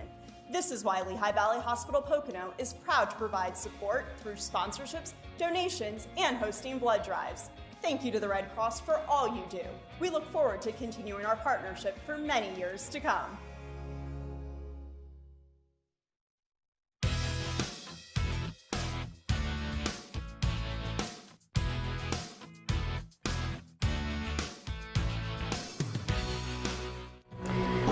I think we're pretty proud about is that 90 cents of every dollar donated goes directly to helping people. And that's you know. How many more charities do that? How many other organizations? We're number one. Yeah, you're right. We're number one. There's a lot out there that do, but you know the 90 cents of that dollar, if you today said, I'm going to donate $1, 90 cents of it goes to help people. Yeah. So, which is amazing. And you know, amazing. that's why people, when they donate, they want to donate to an organization that makes sure that the people who are getting it, who need it the most, right? And that's what we do. We've made that commitment. We make sure that the donations are there and that the people who need it get the financial help. Absolutely. And that's what we're looking for. We're looking for people who want to recognize that and say, you know, I want to make sure that you are not, you know, it's not staff overhead, it's not building overhead. And all the services that you do are free to everyone that gets them. Yeah. So it's not like, you know, we're charging you to put a smoke detector in your house. Right. You saw that video where the gentleman's putting on the smoke. There's no charge for that.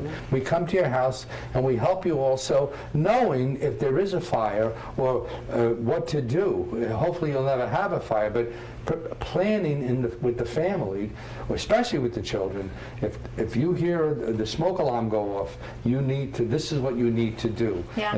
And I think that's what Red Cross is doing as well. Not only just putting it up there, but telling you that when you hear that, where to run to, where to go, and wake up everybody in the house in case some people are sleeping, and you're going to save lives. Yeah, have a plan. That's Have what a you plan. say, have a plan. Yeah, and the only is payment we're looking for is to save more lives. Yeah. And that's really all we're Yeah. looking for at the end of the day. Statistics on saving lives and making sure that we're making people a little bit more comfortable and having plans about trying to home safety and planning on the future if in the event something happens, right? So that's really all we're looking for. We're looking at bringing statistics down from tragedy and making people more aware and being able to handle the emergency when it happens. And you can help today because you can make a donation at this phone number below. Yes, you can. 877-534-GIVE. You can text MEPA HEROES to 76278.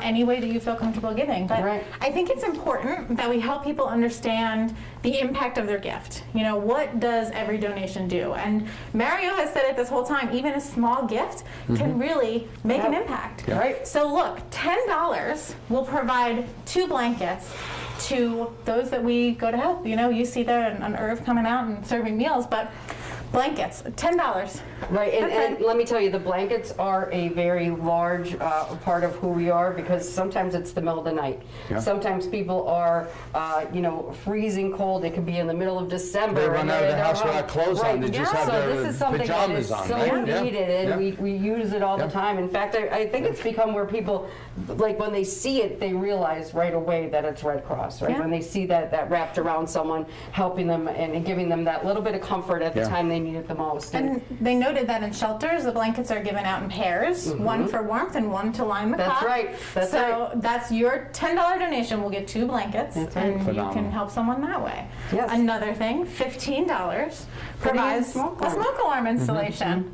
Yeah, and that's what we're just talking about. You know, making your home safe, having a plan, having the smoke detector, because that is important, and making sure that, you know, we're here. We can help you put them up. If you don't have a ladder, that's okay. We'll do that for you. Yeah, that's what we're there for. Yeah. We're there for. And these community events are so much fun because we go out and it's a bunch of Red Cross people and a lot of volunteers from other organizations, and we go out and you walk into the homes and you're there and you know, it's already predetermined of you know, looking for people who are at high risk homes and making sure that they don't have a fire alarm. We make sure that they do have one. But I always say to people, it's not about the actual event. When you walk into the home and you see that little child or that grandmother or the family sitting around, right? And you say, this is who I'm saving right now. With the statistics, me doing this is helping prevent something that could be a tragic event, right? And so that's what we feel. That's what makes you feel good. You look around and you say, that person could have been the one. That person could have been the one if we weren't here.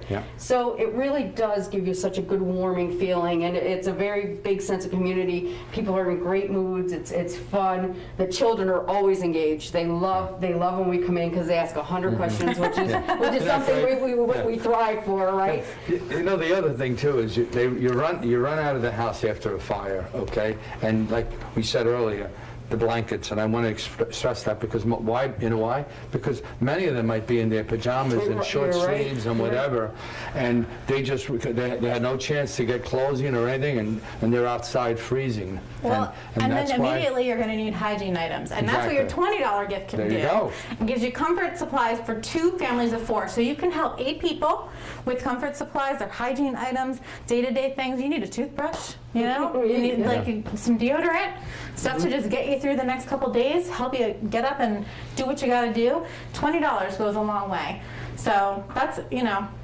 Well, the whole idea is providing comfort, and whatever that means at the time. So we go by a case-by-case situation where we really decide. We have our volunteers really talk to the case to say, hey, is this what you really need? What is it that is something?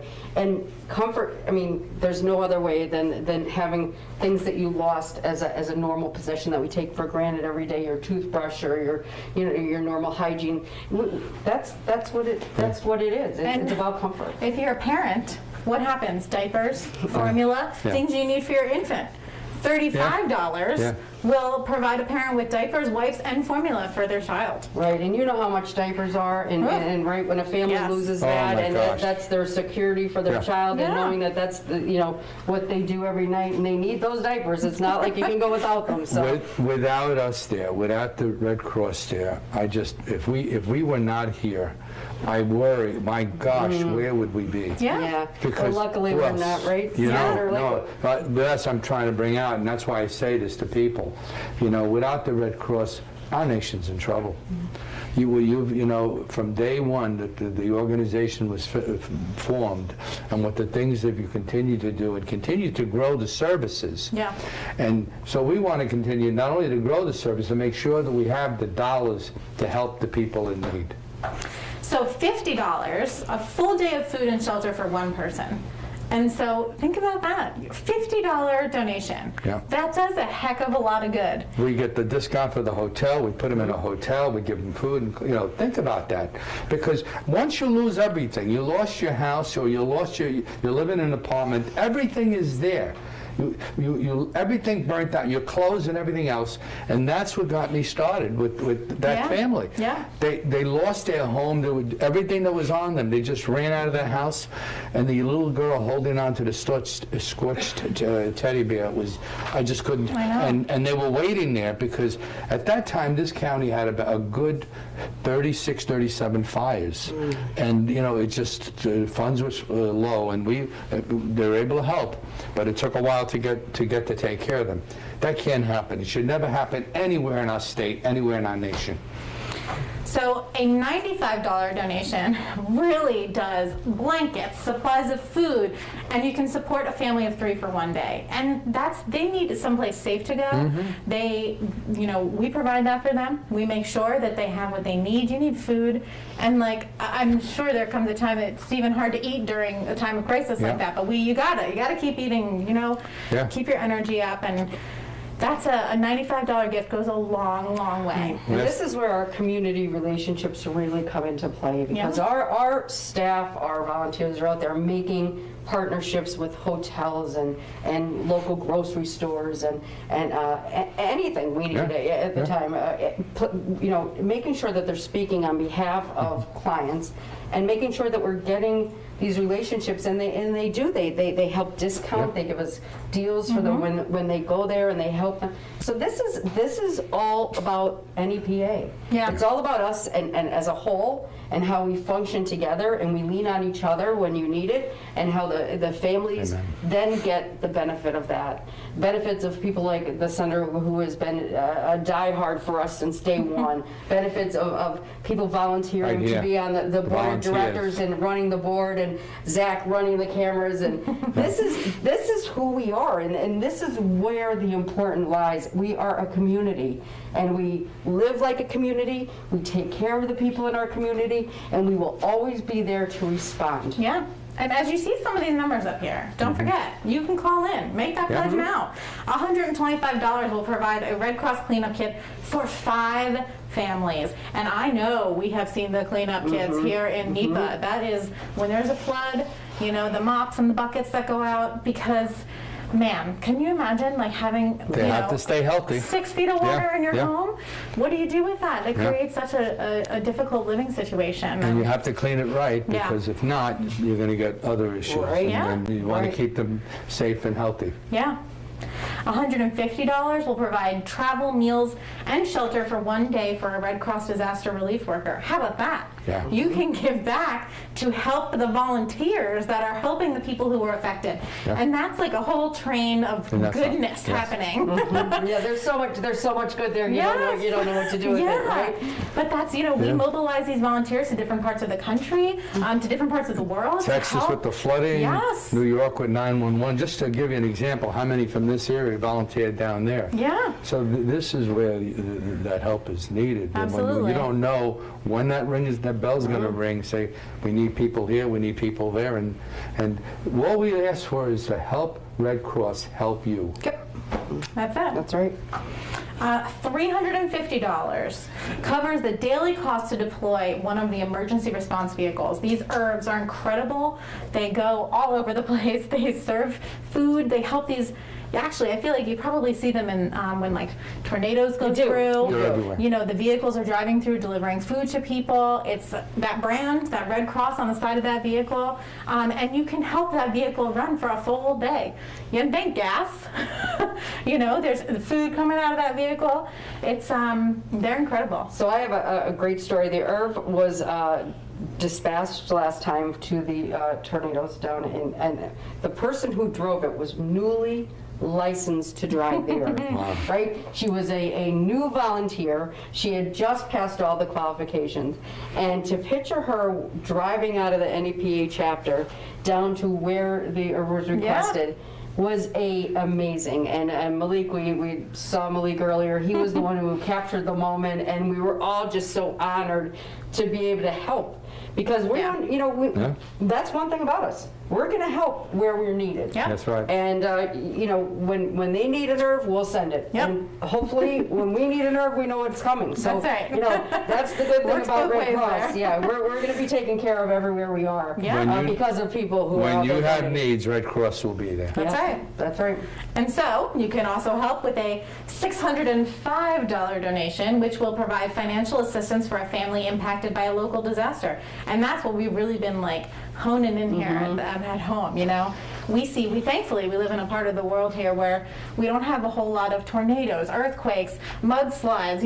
All those disasters thankfully kind of keep their distance from us for the most part. But home fires, flooding, sadly we see them more than we would like to. But it's especially in the winter, it's tough. People are keeping their houses warm, and it can quickly turn into a disaster. What you just said really makes me worry this winter, that we're going through with the cost of fuel. And that is, people are going to try to figure out ways to save dollars, and hopefully whatever they do, realize, be careful, whatever you do. Yeah.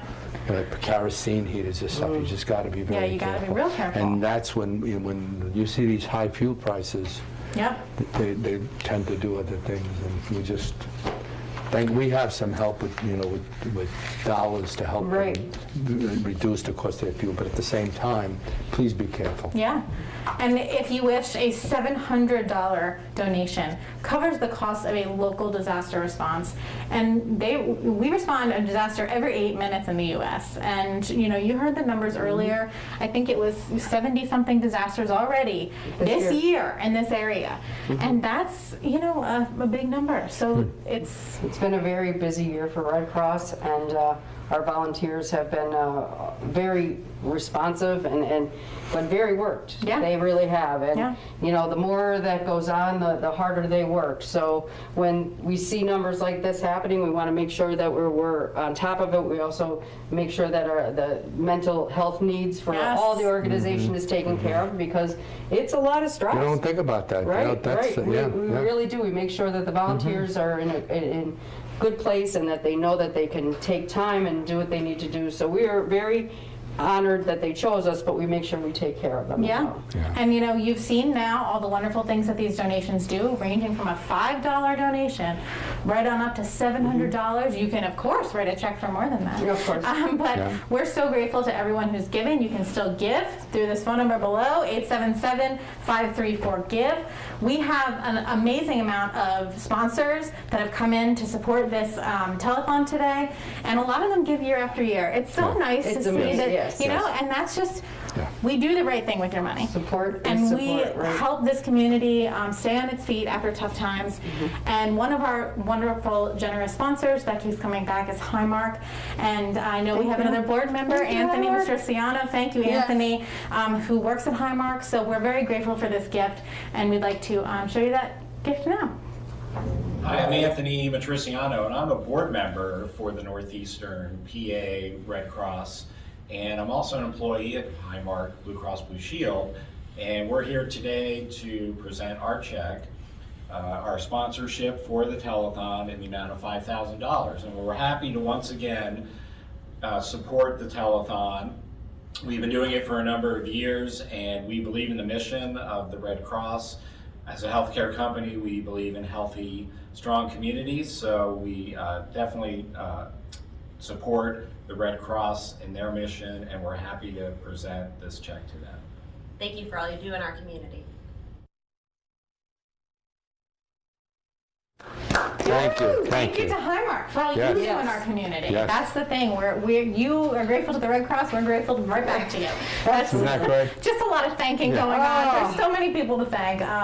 It's incredible. We're really grateful for all of our sponsors, and I think we should give a total update here. Well, with that you're discovering, right? Yeah. Well, how about a drum roll? Drum roll. 40,000. That's incredible. This is think of all the good you can do with 40,000. Yeah, it is so heartwarming that when you see numbers like that, you know that this is, Northeast Pennsylvania, they stick together and they like to make sure they support important organizations, and we are very blessed to be one of them. So thank you so much. Yeah, we're super grateful. Our sponsors are really wonderful. And all of you at home, calling in donations, texting in donations, we're so grateful.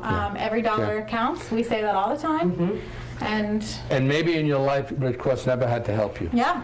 But you know what? You never know, and you hope that never happens. But your neighbor next door, neighbor across the street, all the other people that have a problem of some sort between a fire, flooding, Red Cross will be there. So if you haven't had that experience yet, hopefully you never have to. But remember out there, what was the number here in the Northeast, 70,000 or 700? 72. Disasters this year? Yeah. 74, 72, we're in the 70s. Just think about that. So those disasters, we're there to help. Yeah, and so we need this. This is money that will be well used to support people, to support the families in this area, and the whole, Northeastern Pennsylvania region. So we are going to, I keep sharing these wonderful board videos because they really, really drive home why we serve on this board and why we do what we do. And I didn't make my own video because I get to be here today. Lorna was at 9/11. Yes, and Lorna was at 9/11. That's how I met Lorna, because on her way home she'd come for a bagel and coffee. She says, I said, go. Yeah. I'd give it to her, just because that's how we met back in So Lorna 2001. McIntyre has made a wonderful video for us. Thank you, Lorna, for all the service you give on our board, and we're honored to hear your story today. I was asked to say why I'm on the board of directors of the American Red Cross. And the easiest way I can explain it is to give back. Back in 2001, I was a New York City Fire Department paramedic who was involved in the 9/11 rescue missions and recovery. The people who were there were amazing from all over the world. But the ones that stood out were the American Red Cross volunteers. Didn't get paid a cent for being there. And their exposure, I'm sure, eventually through the years came back to show that they were there by diseases and illnesses that everyone who worked there experienced. It was very heartbreaking and it was very hard. But there was always someone there with a smile to just listen, not talk, Just listen. A shoulder to lean on when you wanted to cry. Our recovery took over a year. And during that year, we found friends we worked with, family members we loved with, and ate with, and socialized with. The immense sorrow was unbelievable. But the kind care and loving time that they gave us there was immeasurable. So to give back, I continue to serve on the Red Cross board, and I will continue to give back because in those few moments, they made a lifetime of a difference for me and for many of those who were there. And to the volunteer who was there, who remembers me, thank you. They gave me this when I was crying, and I still have it. So yes, the impact is a lifetime, and I don't think I can ever give back what I've been given. Thank you, Lorna. That truly is such a beautiful video, and to know that you just continue your Red Cross service with us, it's incredible. And you know, you say you could never give back what was given to you, but you do that. You do that regularly. So we're super grateful that you serve on our board, that you're in this community, and thank you. Thank you to all of my fellow board members as well. I do want to talk about our next hero, which is a community impact hero, which is presented to an individual, community group, neighborhood organization, or local company that consistently demonstrates a commitment to making a difference in the community. This group was nominated by Eric McLean, and it is awarded to the Covington Independent Volunteer Fire Company.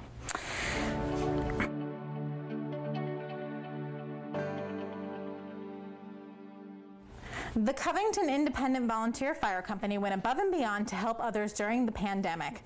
Before the pandemic, the Covington Independent Volunteer Fire Company ambulance was struggling to get responders to staff the ambulance for emergencies. During the pandemic, and especially in 2021, the members of the fire company made it a priority to staff the ambulance. In 2021, the ambulance responded to approximately 900 emergency calls. The Covington Independent Volunteer Fire Company ambulance became the primary EMS provider for 3 municipalities and secondary EMS provider for an additional 8 municipalities.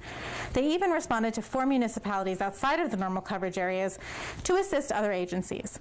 This shows the dedication of the members of the Covington Independent Volunteer Fire Company, especially in the middle of a global pandemic where they stepped up and made a difference.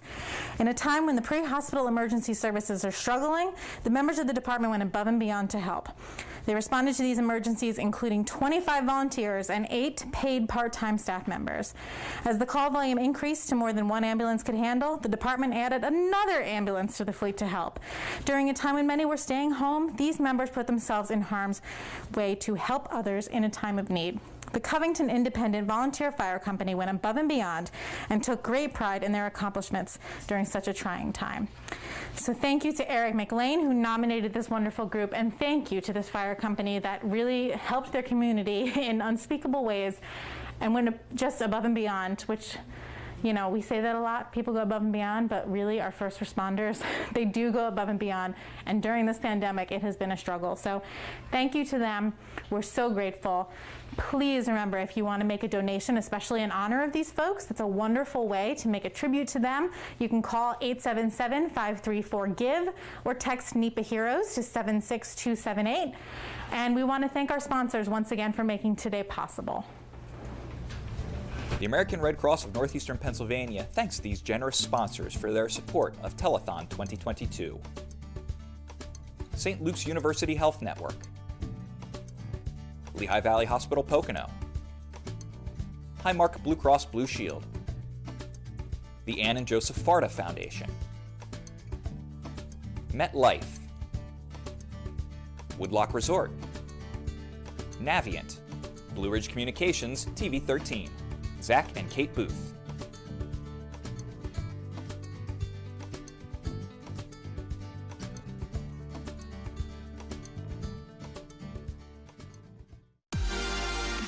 The residents of Monroe County have been overwhelmingly supportive of St. Luke's. Over the past 5+ years, we have just grown beyond our expectations. We want to continue to meet their needs, and so we are now planning to expand and double the size of our campus. We've learned a lot since we've opened in 2016. We've adapted to a lot of different challenges. As we start on our expansion, I'm proud to be part of the future vision of this campus.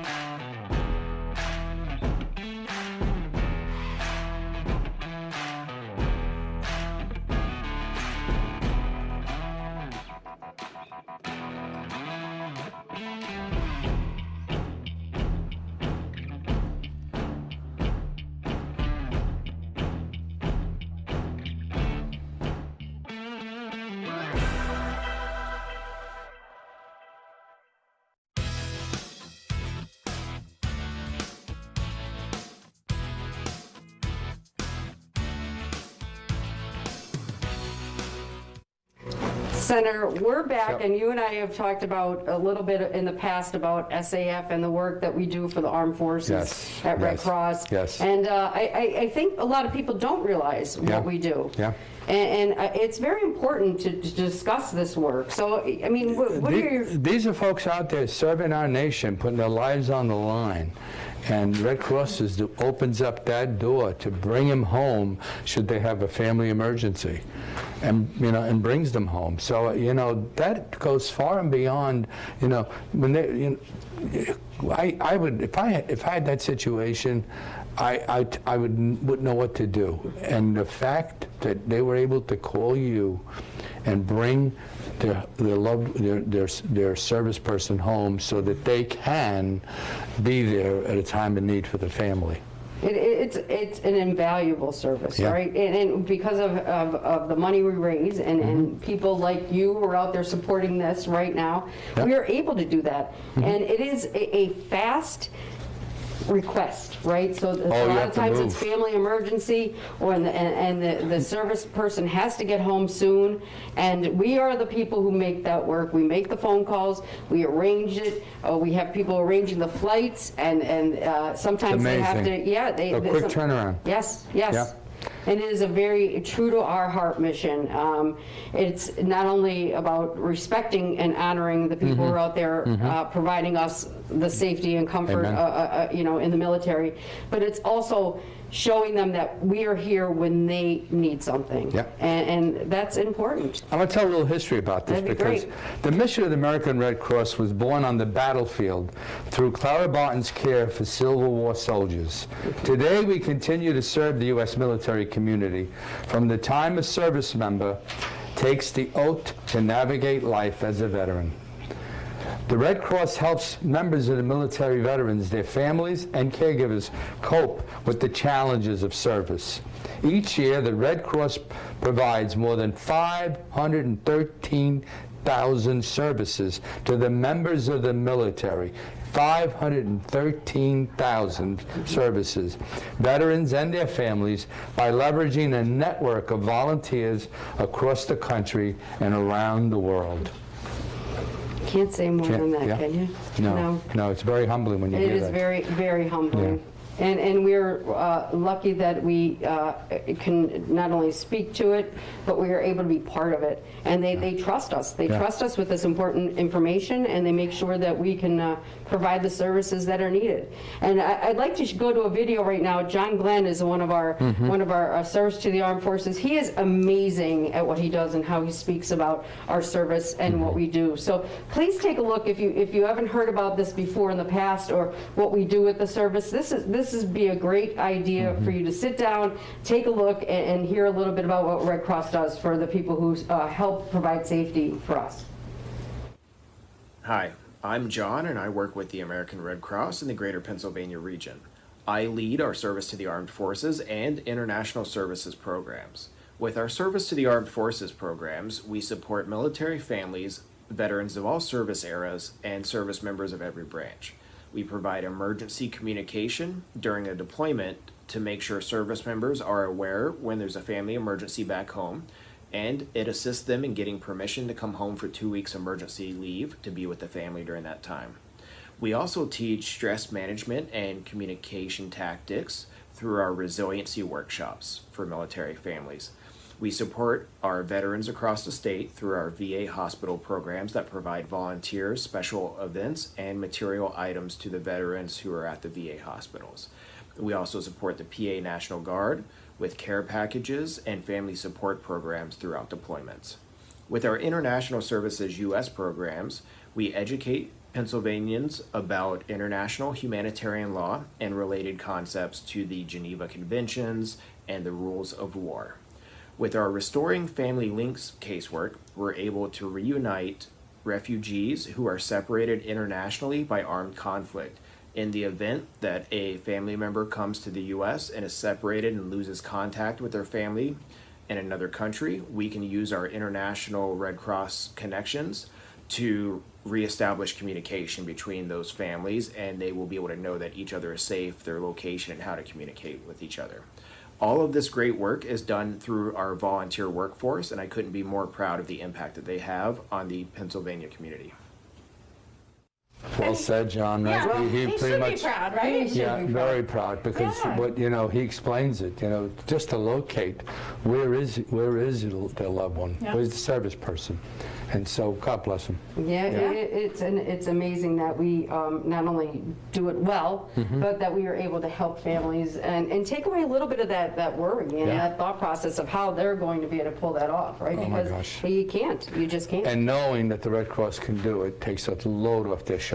Yes. Especially at a time when they're desperate because of a family member being Absolutely. Absolutely. Absolutely. And that's, I feel like SAF is one of those little known things that I mean, to those in the military, I'm sure they're very aware of it. There isn't a military person that does not say something or wave when you're in the Red Cross vehicle, or give you for how you feel about them and everything they do. They acknowledge Red Cross as a partner all the time. So. But for those like lay people here who don't have anyone in the military directly in my family, but I remember even when I worked at the Red Cross, like it's just such an amazing service, and like they can get you home like that. But just think, you might not have somebody in the military in the family, but they're over there serving our nation. They're protecting us. And so this is an opportunity that we can help them, bring them here. So again, if there's any doubt about what we do, every time you keep hearing all of these different things that the Red Cross does, please write a check or donate. You get right on the phone there and just donate to the Red Cross. Thank you. Thank you so much. No, my pleasure. And I want to tell you that I practice what I preach. Myself and Representative Brown are donating $2,500 this year. So thank you. We upped our Thank you so much. Thank you. No, I mean, thank you. if your support alone isn't enough, we are very humbled by your donation. I wish I could support being there. Maybe in the future I might be able to help being at some of the events, but right now, because of my time being, I don't have. But maybe in the future that can change. Oh, we'd love to have you. There's a way for everybody to help, whether it's financially, hosting a blood drive, being a blood donor, becoming a volunteer. Just speaking about who we are in public and talking about the good we do spreads the word, and that's how it begins. That's how the passion starts, right? Once you find something you connect to that Red Cross does, which I can guarantee there is some way someone connects to the organization in some way. Yes. So thank you. We're very appreciative to you and Rosemary. We're so honored. Thank you so much. We your dedication is beyond.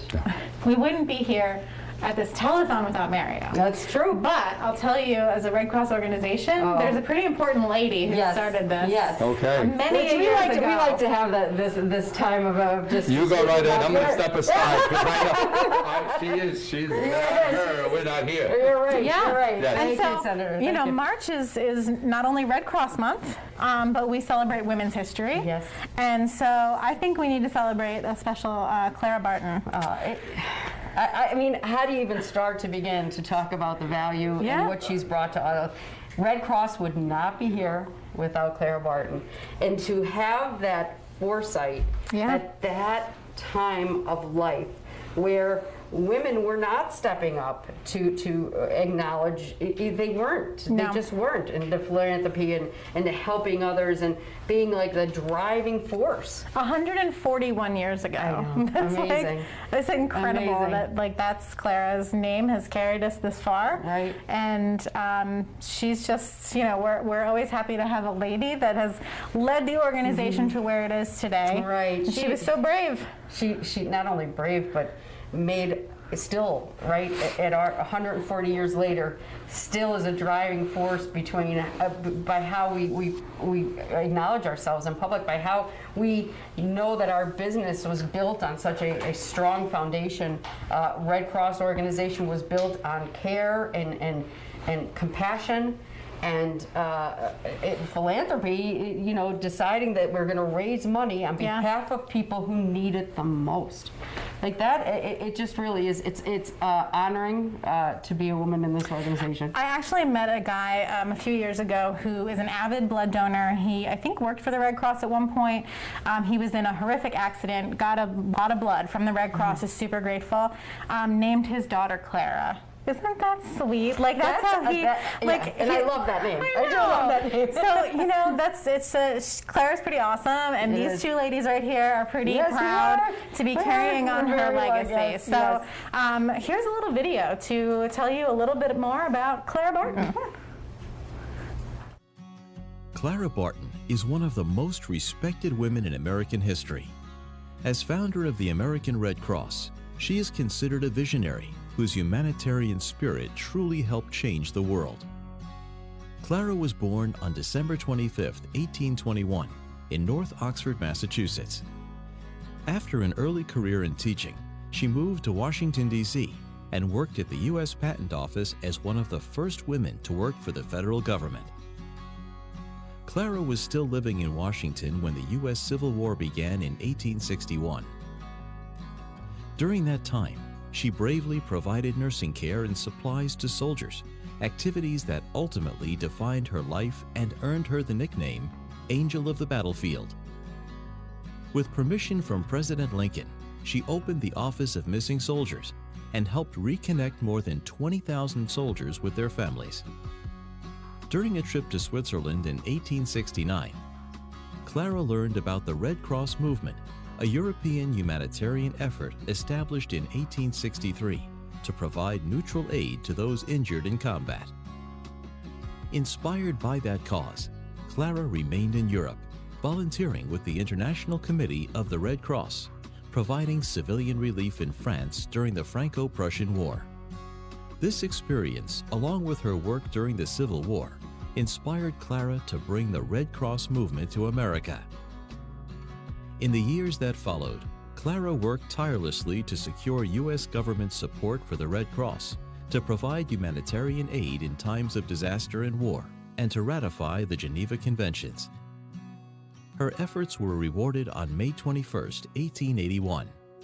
At age 59, Clara founded the American Red Cross, and by 1882, the U.S. ratified the Geneva Conventions, laws that still today protect the war wounded, aid workers, and civilians in conflict zones.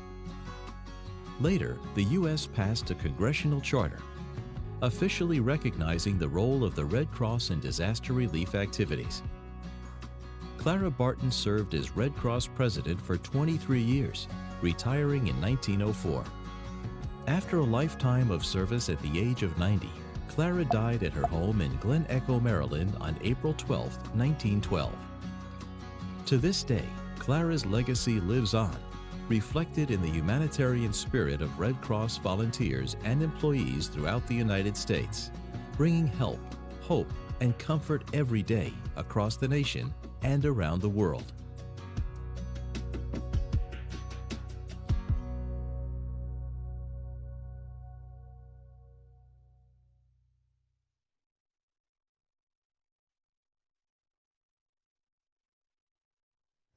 So, Clara, Like, we're just proud. We're proud to carry on what Clara has done. She's done incredible work, and we also want to let you know that we have one more hero coming up. Right. Stay tuned for the hero, because it's so nice to see what people have done out in our community. Yeah. But I want to do an update on totes. Want to see where we're at. So, you know that this has been like, you know, we're only here 3 hours. I know, it's not. It really goes by fast. It does go by fast. We're so grateful to everybody who has called in a donation, texted in a donation, written a check ahead of time. Thank you to everyone who's kind of made this possible today. And so let's look at those totes. Where are we? So we were $42,025. That's pretty awesome. That's awesome. Really Honestly, awesome. I mean, that's amazing. I know. NEPA rocks. So I think we should take a little time and recap what we talked about today, because maybe you're just tuning in. Yes. And we started off talking about sound the alarm and disaster and blood and all this great stuff. So let's just kind of go through some of those things again. I mean, talk a little bit about what Sound the Alarm does. So Sound the Alarm is a program that we invented, basically. My mask, sorry people, my mask keeps falling off every time. As you can tell, it must be, it's like getting to the end. But Sound the Alarm happens since 2014. We decided that we weren't just going to respond to fires. We wanted to do something to prevent the amount of fires that happen, and safety, because there are so many people's lives that were lost because of home fire. Yeah. You only have 2 minutes to get out of your house. 2 minutes. Yeah, 2 minutes that fly by. You're in a panic. So Sound the Alarm was born to basically get people out in the community to go to high-risk neighborhoods where people don't have smoke alarms in their homes, and not only install a smoke alarm that day, but to give you a plan on how you will evacuate your home in the event that there's a fire. The idea is to reduce not only the mortality rate for fires, but to help people with planning in the event of a fire. So we know that statistics show that we have been saving lives with this program. It's happening already. And we've installed locally over 19,000 alarms in NEPA. And our goals are high for the next few years. So we want to make sure that we get out there and into the neighborhoods and get the fire alarms to the people that need them. But the whole idea is to educate so that you have a plan in your home. And I know myself, before Red Cross, I didn't have a plan. Yeah. I didn't. It was not something that I thought about. It was not something that I said to myself, our family needs to do this on a daily basis. And there are people who do that, and that's wonderful. But I wasn't, one of them. And that's, you can also, you might not need the smoke detector in your home. You might have that, you're good. And last week, we changed the time, so you should have checked your smoke detector. That's make what they sure say, your right? battery Check works. at the same time, absolutely. But, maybe your mom or maybe an elderly neighbor. Right. Check on them. Do they have smoke detectors? And you don't even have to be the one to go in to install it. The Red Cross will do that for you. But just check on those neighbors, because you don't want to wake up in the middle of the night to your neighbor's home on fire. You could have prevented that. That's what we're doing. We're preventing it. We don't want it to happen. We're here when you need us, but the less we have to see home fires and tragedies, and it's just something no one should have to go through. So, smoke detectors. Smoke detectors, and also come out and join us. It's a lot of fun. So we love volunteers to show up and help us in this event. And I said it really is a very fun, uplifting event to see just people gathering together, and now for a common good. You're out there in the public, and the people who are receiving the smoke alarms are honestly so grateful, and their families are grateful, and we're lucky to be out there and help out, and it also gets you to know your neighbors and know the people out there and know your local Red Cross. Yeah. I love when people stop in the chapter to see us and say hello, and as you can tell, I don't talk much, but if I did, you would want to stop and say hello. So we love that opportunity, and we love to talk about what we do and who we are. Yeah. And there's a reason for that. because we know that it's not just about us. Like, we are not the people who, it is about the organization as a whole. It's about our volunteers. It's about the people we serve. It's about all getting together and making sure that our community is safer and our community knows that there's a resource in case you need us. And that's what this is about. So what about disaster services? You know, Red Cross is probably most known for its disaster services. Right. And, you know, we're there. We keep saying it. We're there in the middle of the night. We're there at 2 a.m. when your home is on fire, or when you've had a flood, or experienced, you know, a tornado, things we don't normally experience around here, but they can happen. You know, we're here. We're here. We help people in such tremendous ways. Your gifts make such an impact to this line of disaster services. I mean, you know, your gift can help to purchase blankets, can help for food and shelter for these families who are going through this difficult time, so they don't have to think about it. And that's the nice part of this telethon, is being able to show that impact, so you know. We've also talked a little bit about blood services. Yeah. Crisis. Get out there. Give your blood. Please. Roll up your sleeves. Help us out. Help save lives. Yeah. I mean, if saving lives is a goal, and it should be for everyone. That's right. This is what you can do. Come out and donate blood and help us, you know, save lives in the community. Yeah. You know, and I'm telling you, I can't get over. You look at those pictures of people donating blood; they're always smiling, always happy. Always happy. It's such a good thing. Maybe it's that cookie at the end. I Go into the cookie. But there's no downfall about the cookie. Let's be honest. I mean, you save a life and you get a little treat. Yeah, it's perfect. It's a perfect event. And our volunteers are at the blood drives. Our volunteers are installing smoke alarms. Our volunteers are there at 2 a.m. when everyone is soundly sleeping in your home, but a house is on fire down the road. I mean, it's incredible that they are the biggest part of who we are, and we are so lucky to have the volunteer base that we have. And there's an idea too. If you know a Red Cross volunteer, make a donation in their honor. That's a lovely way to honor them. Absolutely. You know, for the work that they do, they don't get paid to do what they're doing. No, and they donate so much time and so much talent to us on a daily basis. Yeah. So there's truly, like, giving back can happen in a variety of ways. We're thankful to everyone who's given back today, financially, monetarily. It's incredible. We're so proud to be part of this community that does that in such every year comes through in an amazing fashion. But you can volunteer, you can give blood. We just can't tell you enough. And we have one more hero that we want to share with you. It's our COVID-19 hero. And we're hoping that a COVID-19 hero doesn't have to exist in 2023. This is the last year for the COVID-19 heroes, although we're grateful for everyone. I'll tell you that. But you know, we talked about how we're celebrating women's history and how we're leading the charge of Clara Barton. The COVID-19 Hero Award is presented to an individual or group, which could be professional or ordinary citizens who have gone above and beyond to help others during the coronavirus pandemic. And the nomination came from Melissa Cox, who works with Dr. Lisa Pathak. And Dr. Pathak, we are so excited to honor you today.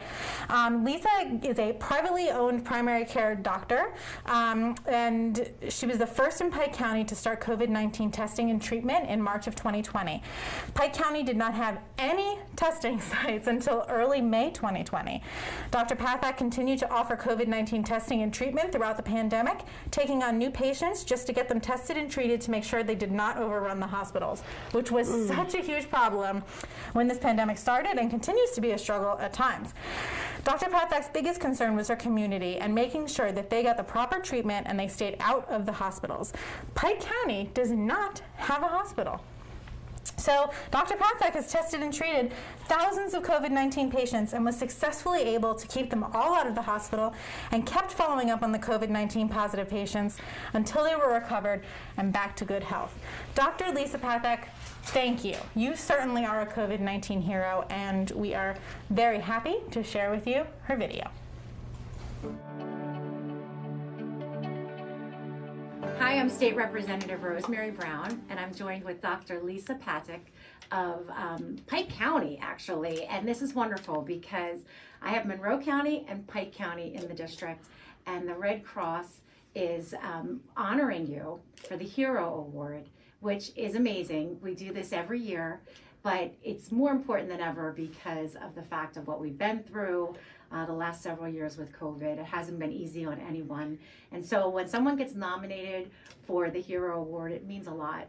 Normally, but especially now, because it has been very stressful. And we were talking a little bit before we started this small interview about what you have done and the amazing things starting in March of 2020. And that is the reasoning behind of your special honor and award by the Red Cross. And so tell me a little bit, rather than me telling everyone, about what you have done since March 2020 with COVID, testing, vaccines, proactive approaches to help people stay healthy and keep out of the hospitals. Oh, well, thank you so much. And I'm very humbled and honored to be recognized today. So thank you. And I have a private practice in Pike County, and I'm the only physician, and I do have some nurse practitioners and physician assistants under me.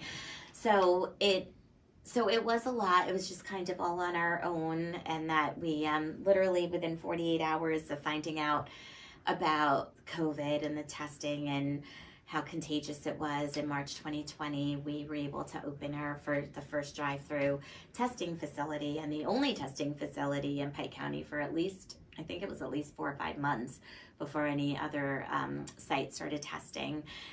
So we tested thousands of people over the course of the pandemic, treated them with televisits, got them all much healthier. Very proud to also report that all the people that we tested, we hadn't had any fatalities with that group. We were in close contact with them, making sure what their symptoms were, how they were doing the entire time. And then as soon as other treatment options or prevention came, as we learned more and more about the vaccine and more about the virus, we were also cutting edge with delivering all of that knowledge to the residents of the county. So we were also one of the first facilities, and again, one of the only facilities to offer the vaccination. We vaccinated at least 1,000 of our patients that couldn't get on the lottery system and couldn't get onto other sites to get vaccinated. They walked out literally in tears. It made me really, really proud of what we did. And then as soon as the other treatments started coming out to fruition with the monoclonal antibodies, the Paxlovid, the antivirals, we were literally the only office in Pike County as well to offer those. No one had heard of it. And we saved, even with that, quite a few. We followed up very closely with everyone that we gave the treatments to. They all did well. And so I'm really happy and proud of what we were able to bring back to the community. You did so much, and I know it's hard in this video, but you have to really look at Pike County. You know, it's a smaller county, it's rural. Yes. And it was not easy to get this even in larger counties. No. And so to have a physician there's very few physicians up in Pike County. There's not as many resources. Right. It's a beautiful place to live, but it's not always as easy to get the services. So you really went up and beyond. You went out of your way. You got the resources. You cut through the red tape, as we said, and you just made it happen.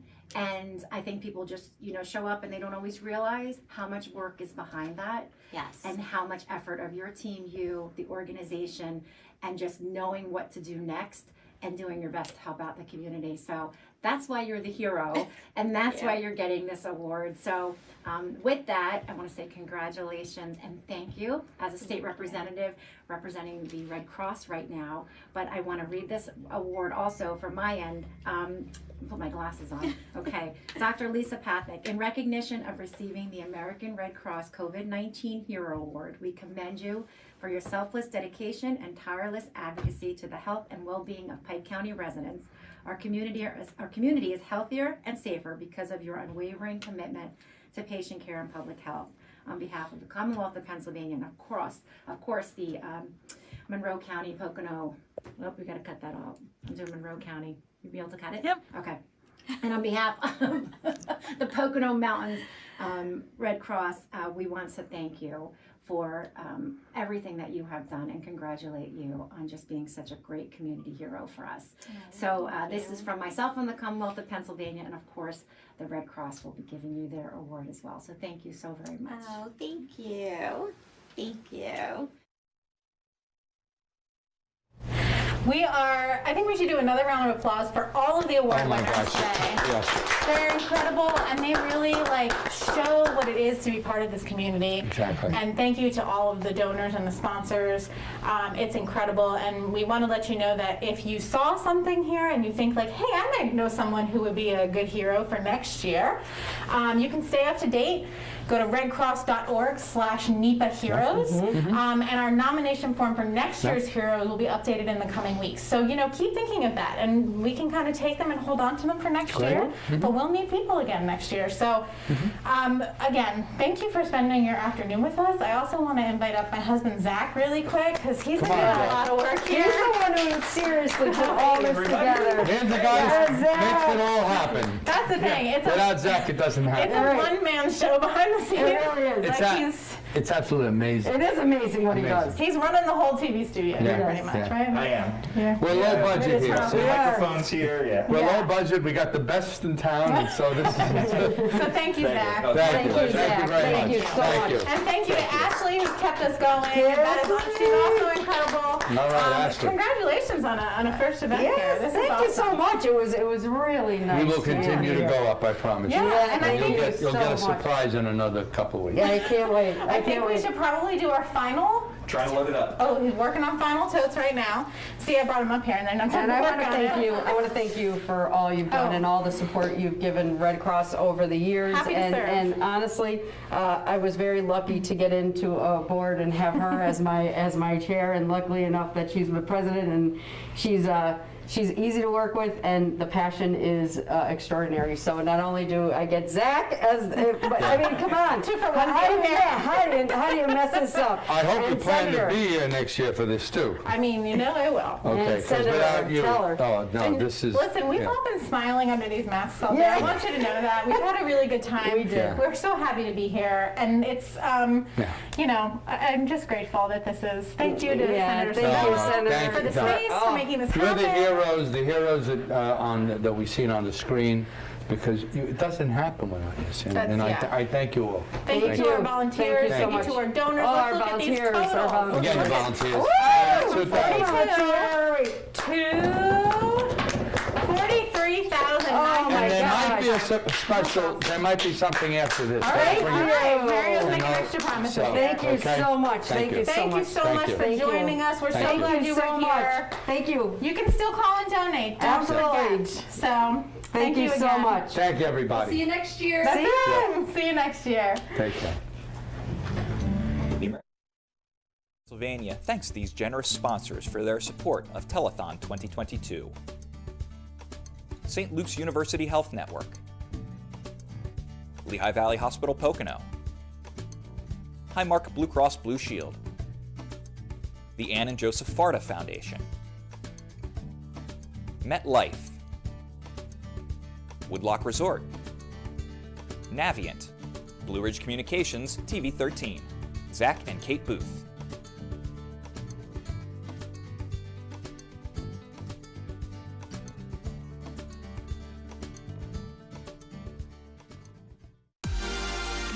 The residents of Monroe County have been overwhelmingly supportive of St. Luke's. Over the past 5+ years, we have just grown beyond our expectations. We want to continue to meet their needs, and so we are now planning to expand and double the size of our campus. We've learned a lot since we've opened in 2016. We've adapted to a lot of different challenges. As we start on our expansion, I'm proud to be part of the future vision of this campus.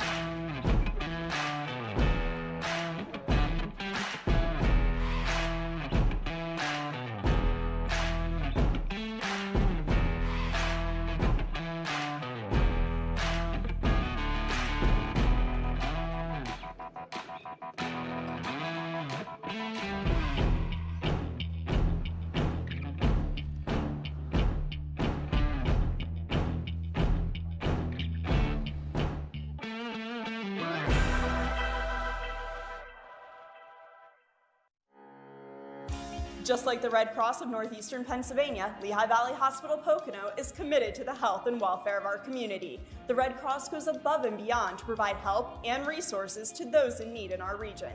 This is why Lehigh Valley Hospital Pocono is proud to provide support through sponsorships, donations, and hosting blood drives. Thank you to the Red Cross for all you do. We look forward to continuing our partnership for many years to come.